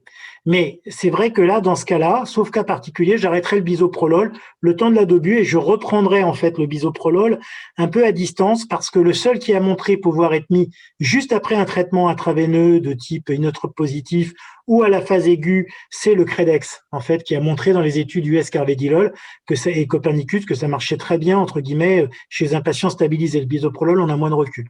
Voilà. Professeur Jourdain, inotrope positif et ivabradine. Ah, alors, c'est ce qui est très intéressant dans l'ivabradine, et ça, c'est effectivement une très bonne question. Je vois le pourquoi derrière.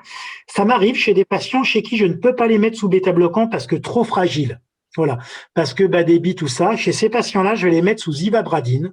Et ça, c'est très bien. Pourquoi? Parce que l'ivabradine, en fait, elle va permettre un ralentissement cardiaque, ce qui va améliorer la phase de remplissage.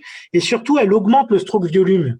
Ce qui est extrêmement intéressant, et ça a été bien montré sur l'ivabradine IV, c'est que ça augmente en fait le volume d'éjection au lieu de le diminuer comme un bêta-bloquant. Puisqu'un bêta-bloquant, quand on va l'introduire, il y aura toujours une phase de déstabilisation. C'est pour ça qu'il ne faut jamais regarder le BNP ou le NT-Pro au premier palier de bêta-bloquant, parce qu'il va monter. Ça veut dire que votre patient répond en fait. Alors que sous ivabradine, s'il répond bien au traitement, il va diminuer. La seule chose, c'est qu'il faut être en rythme sinusal. Mais moi, ça me permet comme ça d'avoir un patient qui sort avec un rythme un tout petit peu plus lent. Et au bout d'une semaine, 15 jours, 3 semaines, quand il aura bien répondu aux autres traitements IEC, minéralocorticoïdes, etc., à ce moment-là, je switcherai l'ivabradine vers le bêta-bloquant. Parfait, tout à fait. Alors, on passe à une autre type de question. Lorsque l'hémoglobine est correcte, y a-t-il un intérêt à faire un dosage de la ferritinémie? Oui, tout à fait. Parce qu'on peut avoir des ferritinémies basses, même avec un taux d'hémoglobine qui est normal.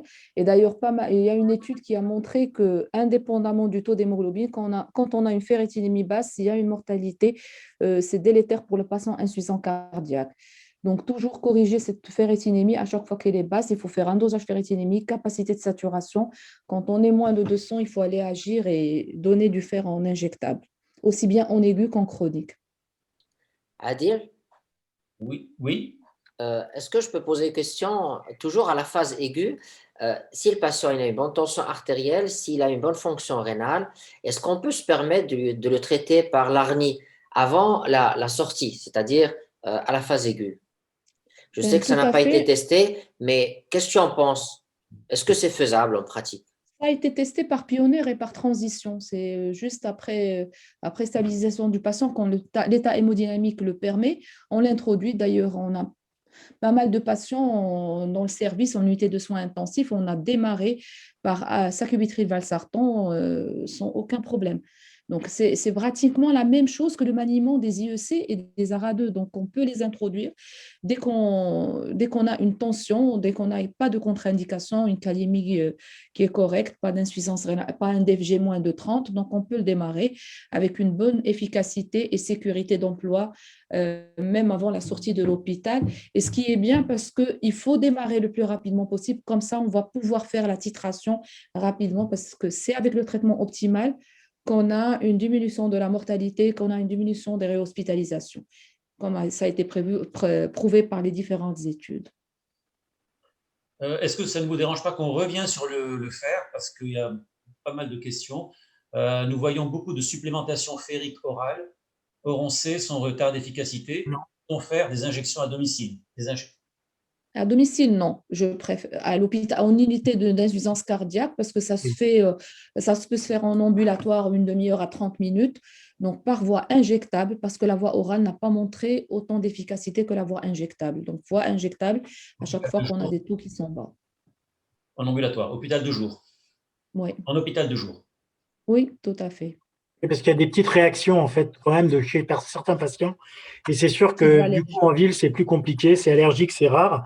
Mais voilà, autant le faire dans un bon moment, et ça sera le moment de faire un bilan d'insuffisance cardiaque, ça sera parfait. Très bien. Une autre question, y a-t-il un moment opportun unanime pour démarrer Uperio dans les phases successives de l'insuffisance cardiaque, même chronique? À chaque fois que le malade peut se le permettre, il faut le démarrer, parce que les études ont tous montré qu'il y a une diminution de la mortalité par rapport à un IEC. Et quand on a un médicament qui a prouvé son efficacité, je pense qu'il faut donner le meilleur. Il faut raisonner comme les oncologues. Ils donnent une stratégie thérapeutique qui est radicale dès le départ. Ils proposent tout. Donc, la même chose pour nos patients insuffisants cardiaques. Il faut aller dans la même optique, proposer le meilleur pour les patients en allant vers des doses optimales à chaque fois que c'est possible. Alors, une question un peu plus peut-être réanimation. Dans l'insuffisance cardiaque aiguë en bas débit, ne faut-il pas privilégier la dobutamine d'abord? Et après, si la tension artérielle reste basse, on passe à la noradré. D'autre part… Alors, d'après la lecture que j'ai faite, c'est plutôt la noradrénaline. Et quand ça ne marche pas, c'est la dobu. Et surtout, éviter l'adrénaline, parce que l'adrénaline a montré qu'il y a une mortalité qui est vraiment élevée par rapport aux autres molécules. Est-ce que tu es d'accord, docteur Msouda? Sinon, tu apportes plus d'explications.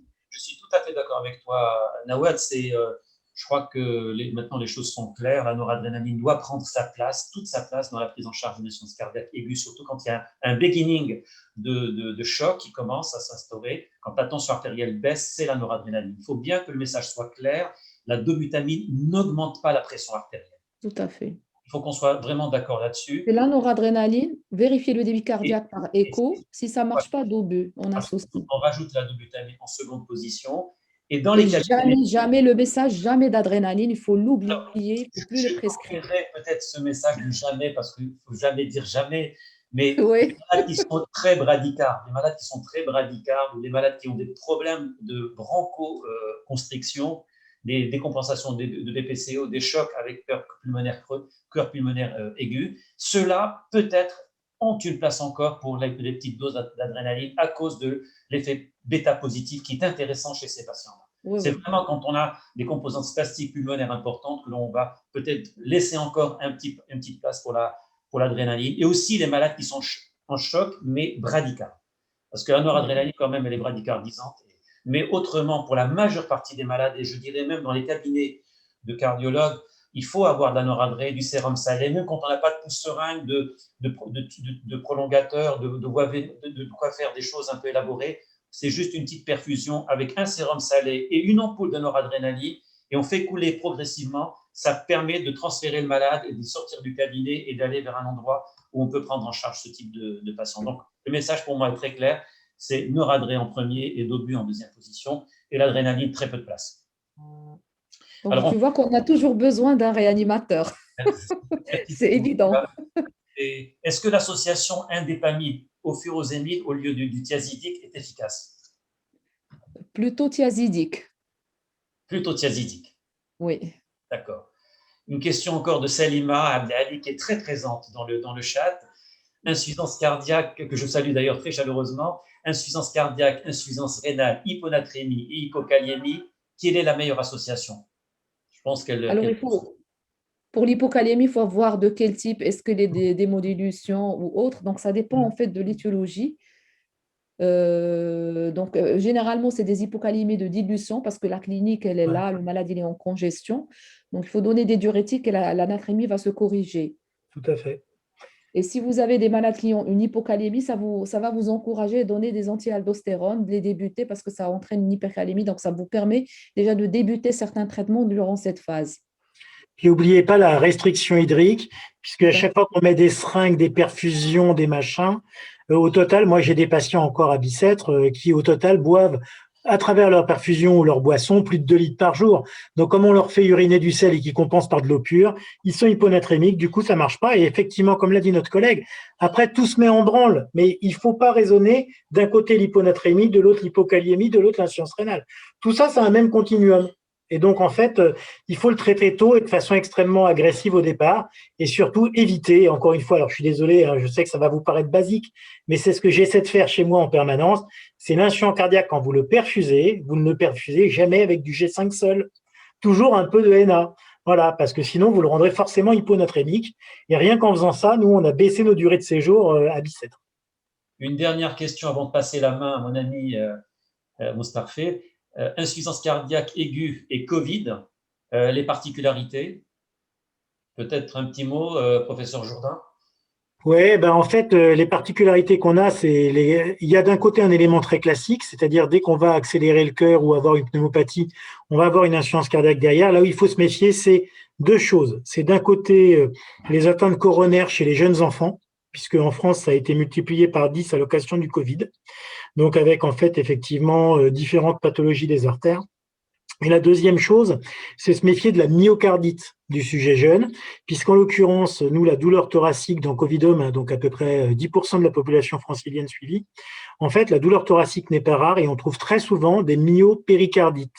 Donc, il faut vraiment avoir ça à l'œil. Un patient jeune qui a une douleur thoracique, c'est vraiment l'échographie cardiaque systématique et la troponine. Parce qu'on pense qu'au-delà des embolies pulmonaires qui ont donné un certain nombre de morts subites, un certain pourcentage des patients sont morts de mort subite à l'occasion de problèmes liés au myocardite. Et puis, la troisième chose aussi, c'est qu'il faut surtout anticiper, puisque là, vous êtes entre deux vagues. Il faut vraiment dire à nos patients insuffisants cardiaques de continuer à se surveiller et de bien se surveiller pendant le Covid, de façon à ce qu'ils n'arrêtent pas ni leur prise en charge, ni leur traitement, ni leur surveillance de peur du Covid. Tout à fait. Nous aussi, on a trouvé pas mal de myocardite à l'IRM, surtout. On a eu l'occasion de faire des screenings, je ne sais pas si c'était indiqué ou pas, pour des sportifs de haut niveau. On a fait des IRM, on a trouvé des surprises, on a trouvé des myocardites chez des patients qui ont fait le Covid. Alors, insuffisance cardiaque et Covid, on a eu l'occasion d'en avoir pas mal durant la période où c'était quand on avait des taux importants de Covid. Et donc, on a eu à traiter des patients. Donc, on faisait des scanners, on faisait des sérologies, ils étaient positifs, on les isolait, on traitait en même temps leur insuffisance cardiaque et le traitement pour le Covid. Donc, on a eu à traiter ces patients. Et la plupart des patients, ils ont évolué sous traitement. Il n'y a pas eu de décès particulièrement élevé par l'association des deux. Je crois que alors, pour le sportif, je reviens sur le sportif.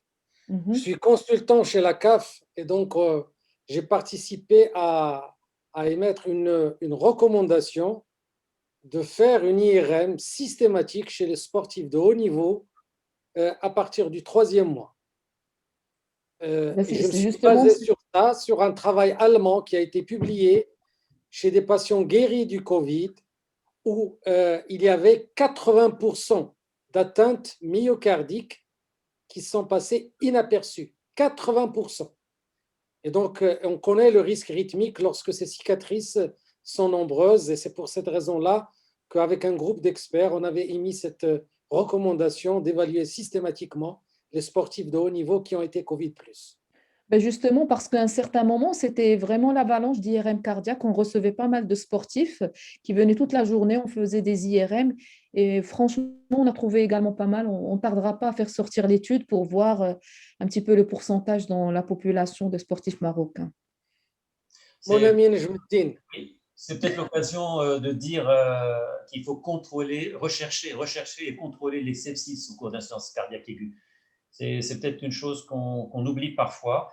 Et le sepsis, qu'il soit viral d'ailleurs ou bactérien, est une cause de décompensation.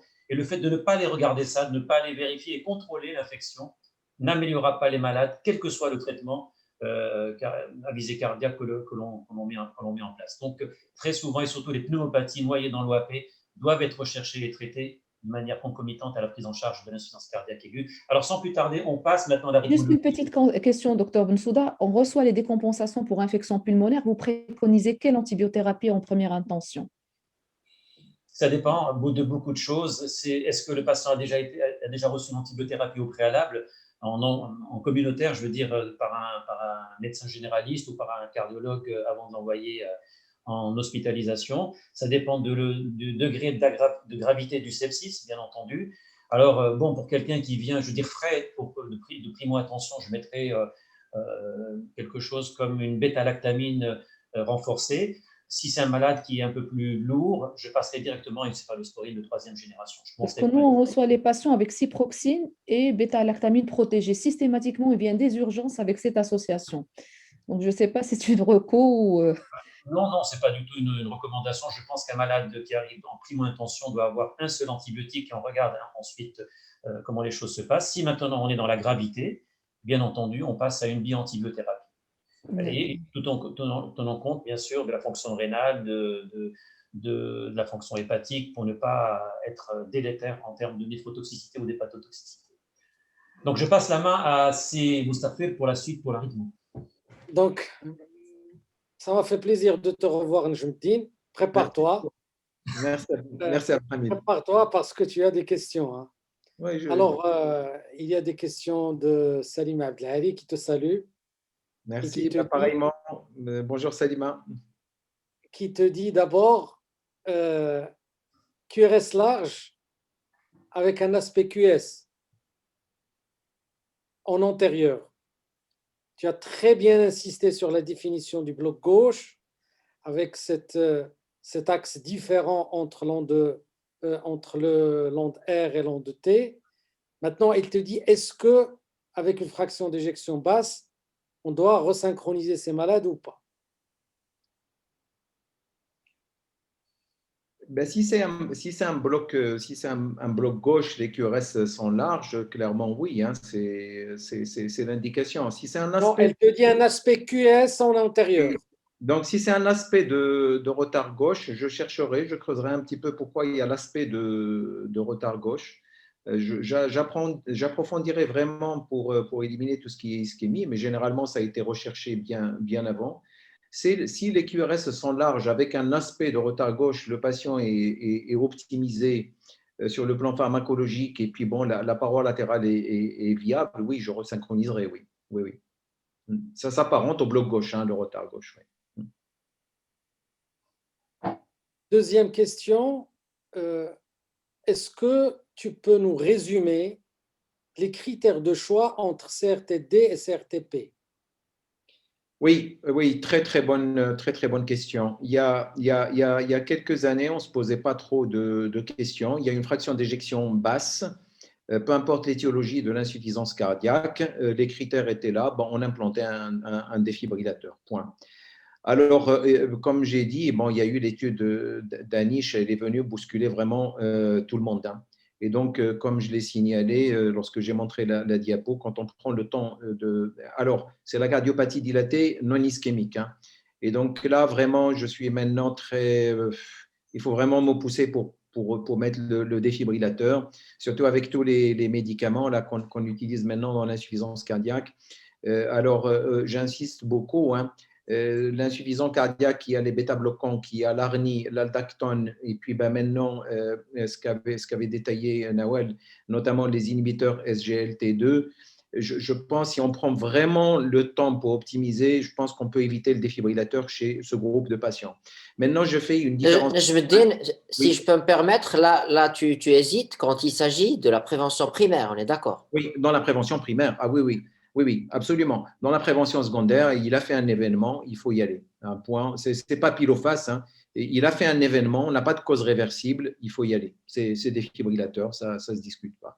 La cardiopathie dilatée, honnêtement, on a implanté trop de défibrillateurs dans la cardiopathie dilatée à coronaire sain. On a implanté trop de défibrillateurs et les patients ont été beaucoup exposés à la morbidité liée à la sonde. Ce n'est pas le défibrillateur lui-même, c'est qu'on a implanté trop de choses à l'intérieur des vaisseaux, à l'intérieur du cœur, et donc on a eu surtout des complications. Dans la cardiopathie ischémique, l'histoire, on est tout à fait autre. Il y a un substrat pour favoriser la réentrée qui favorise les arythmies ventriculaires. À ce moment-là, je ne traîne pas trop. Hein. Il y a eu quand même quelques situations dramatiques. On a attendu, hein, et puis bon, le patient a présenté un décès subit. Donc là, je ne joue pas trop hein, quand il s'agit de cardiopathie ischémique. Je suis assez pour le défibrillateur. Alors, c'est quoi les critères? C'est sûr que le défibrillateur, ce n'est pas chez tout le monde. Il faut quand même une espérance de vie de plus d'un an. Il ne faut pas qu'il y ait trop de comorbidité, hein, surtout s'il y a une insuffisance rénale avancée, s'il y a une fibrillation atriale. On sait que ces patients-là, entre guillemets, ne vont pas être des bons répondeurs aux défibrillateurs. Hein. Ils vont décéder d'autres choses. Donc, voilà comment je fais le tri. Pas trop de comorbidité, insuffisance cardiaque stabilisée et une espérance de vie de plus d'un an. Là, j'irai au défibrillateur. Alors, je me dis une cardiomyopathie dilatée, non ischémique, sujet jeune, moins de 60 ans, fibrose septale à l'IRM, tu implantes ou pas? Alors, je demanderai l'avis de Nawal pour éliminer la sarcoïdose. C'est la localisation, hein, et donc l'échographie peut passer à côté de ça. Tu me dis une localisation bien précise qui me vient à l'esprit en premier, surtout si c'est 50 ans, etc. Bon, c'est sûr que je tournais autour pour éliminer une sarcoïdose avant d'implanter. Alors maintenant, si vraiment le diagnostic est certain, on traite, on voit ce que ça donne. Le granulome sarcoïdeux a tendance à revenir. Ça peut favoriser le BAV. Et puis, bon, même, on a eu des gens qui ont fait des arythmies ventriculaires à partir de là. Oui, ça sera en fonction de l'étiologie, au fait, pour te répondre clairement. L'IRM est incontournable. La question comporte deux éléments importants. Le sous-groupe de Danish qui tire bénéfice, ce sont les sujets jeunes. Oui. Donc, moins de 60 ans. Eux, il y a un intérêt de les implanter. Deuxièmement, la fibrose septale, il y a un travail IRM qui a été publié il y a 2 ou 3 ans qui montre que quand même ce groupe-là est à haut risque rythmique par rapport au groupe des cardiomyopathies dilatées non ischémiques qui n'ont pas de fibrose septale. Donc, c'est pour ça que, est-ce que ce genre de malades, on les étudie avec plus d'attention ou bien on les met dans le cadre de Danish? Alors, pour l'âge, au fait, dans l'étude, si on veut être plus précis, au fait, le cut-off était 68 ans.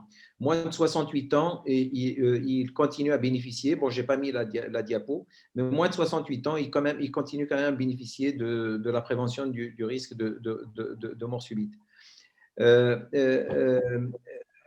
Après, pour la fibrose, il s'agit là d'une étude observationnelle, hein, et donc de la seule. Les données n'ont pas été confirmées par la suite. Donc, vraiment, je ne m'attarde pas. Ce qui me préoccupe, si c'est une localisation septale haute, vraiment, j'élimine le granulome sarcoïdosique. Ça c'est vraiment c'est fondamental. Mais je n'utilise pas ce critère tel que ça a été fait dans l'étude observationnelle pour dire celui-là, il est à risque de mort subite ou pas. Je l'ai en tête, je sais, je pratique l'IRM et je vois. Alors après, le défibrillateur, tu connais bien la problématique. Si je suis dans un pays riche, moins de 68 ans, ben, je discute avec le patient. Si je suis dans un pays où, bon, voilà, c'est le défibrillateur, le moins cher, c'est 10 000 euros. Hein. Là, je me poserais vraiment beaucoup la question avant de le prescrire. Ouais. Alors, si tu n'as pas de veine, c'est Salima qui te pose la question. S'il y a une indication de resynchronisation et tu injectes le sinus coronaire, tu ne trouves pas de veine latérale exploitable. Est-ce que tu peux mettre la veine antérieure? Non. La sonde en antérieure. Non, ça n'a aucun intérêt de mettre une sonde VG. Malheureusement, ça se voit, ce genre de choses, de mettre une sonde dans la veine antérieure, ce qu'on ne resynchronise pas. Hein. Au fait, il suffit de se mettre en position latérale, juste une radio, hein, et on voit que c'est impossible de resynchroniser. La resynchronisation, en fait, l'idée derrière, c'est une sonde dans la paroi latérale et une sonde soit en apicale, soit en septale, et donc le VG, il est pris en sandwich. Hein. Quand tu te positionnes en position antérieure et sur le septum, tu ne resynchronises rien du tout. Tu crées un asynchronisme.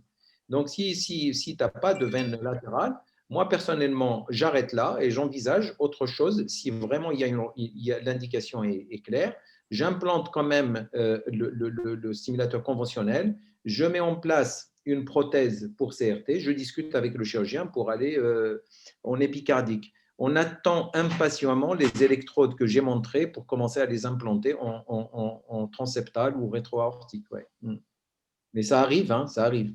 Alors, je me donne une dernière question et c'est moi qui te la pose. Quelle est la pratique, la réalité pratique de la stimulation ischienne? Alors, j'en ai pas parlé, mais il y a un regain d'intérêt. Tu sais, la stimulation ischienne, moi, je me souviens la toute première fois où on avait commencé à faire ça, c'était il y a, ma foi, il y a bien longtemps, on va dire, hein, il y a au moins une quinzaine d'années. La stimulation ischienne, je pense, a eu le tort d'arriver au moment où les études randomisées sur le CRT étaient déjà là. Et donc, les études sur le CRT avaient montré déjà la réduction des symptômes, la réduction de la mortalité, ainsi de suite, la réduction des hospitalisations. Et donc, au fait, l'industrie poussant, parce que bon, un CRT est quand même beaucoup plus cher qu'une stimulation ischienne que tu peux faire avec n'importe quel stimulateur cardiaque. Donc, l'industrie poussant, on a plus focalisé sur le CRT. De nos jours, et puis bon, là où je suis, on pratique vraiment cette resynchronisation parce que la resynchronisation, depuis quelque temps, est devenue synonyme de CRT.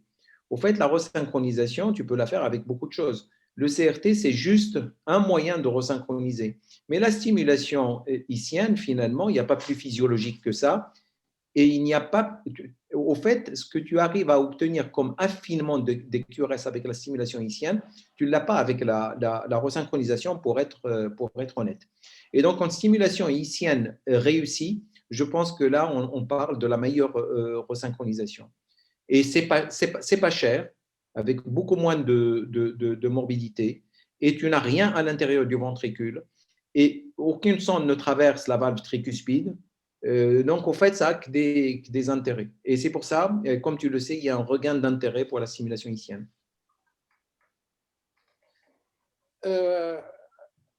Pas de viabilité sur la paroi latérale. On a fait une IRM chez un patient, pas de viabilité sur la paroi latérale. On met la sonde de VG où? Je la mets pas. Je la mets pas. Un muscle qui est mort, il est mort. Point. Voilà. Je ne mets pas une sonde juste pour le plaisir de mettre une sonde. Je sais qu'il y a la scar, il y a de la fibrose, etc. Quand la fibrose est là, la fibrose, elle n'est pas guérissable. Hein. La fibrose est là, la fibrose est là.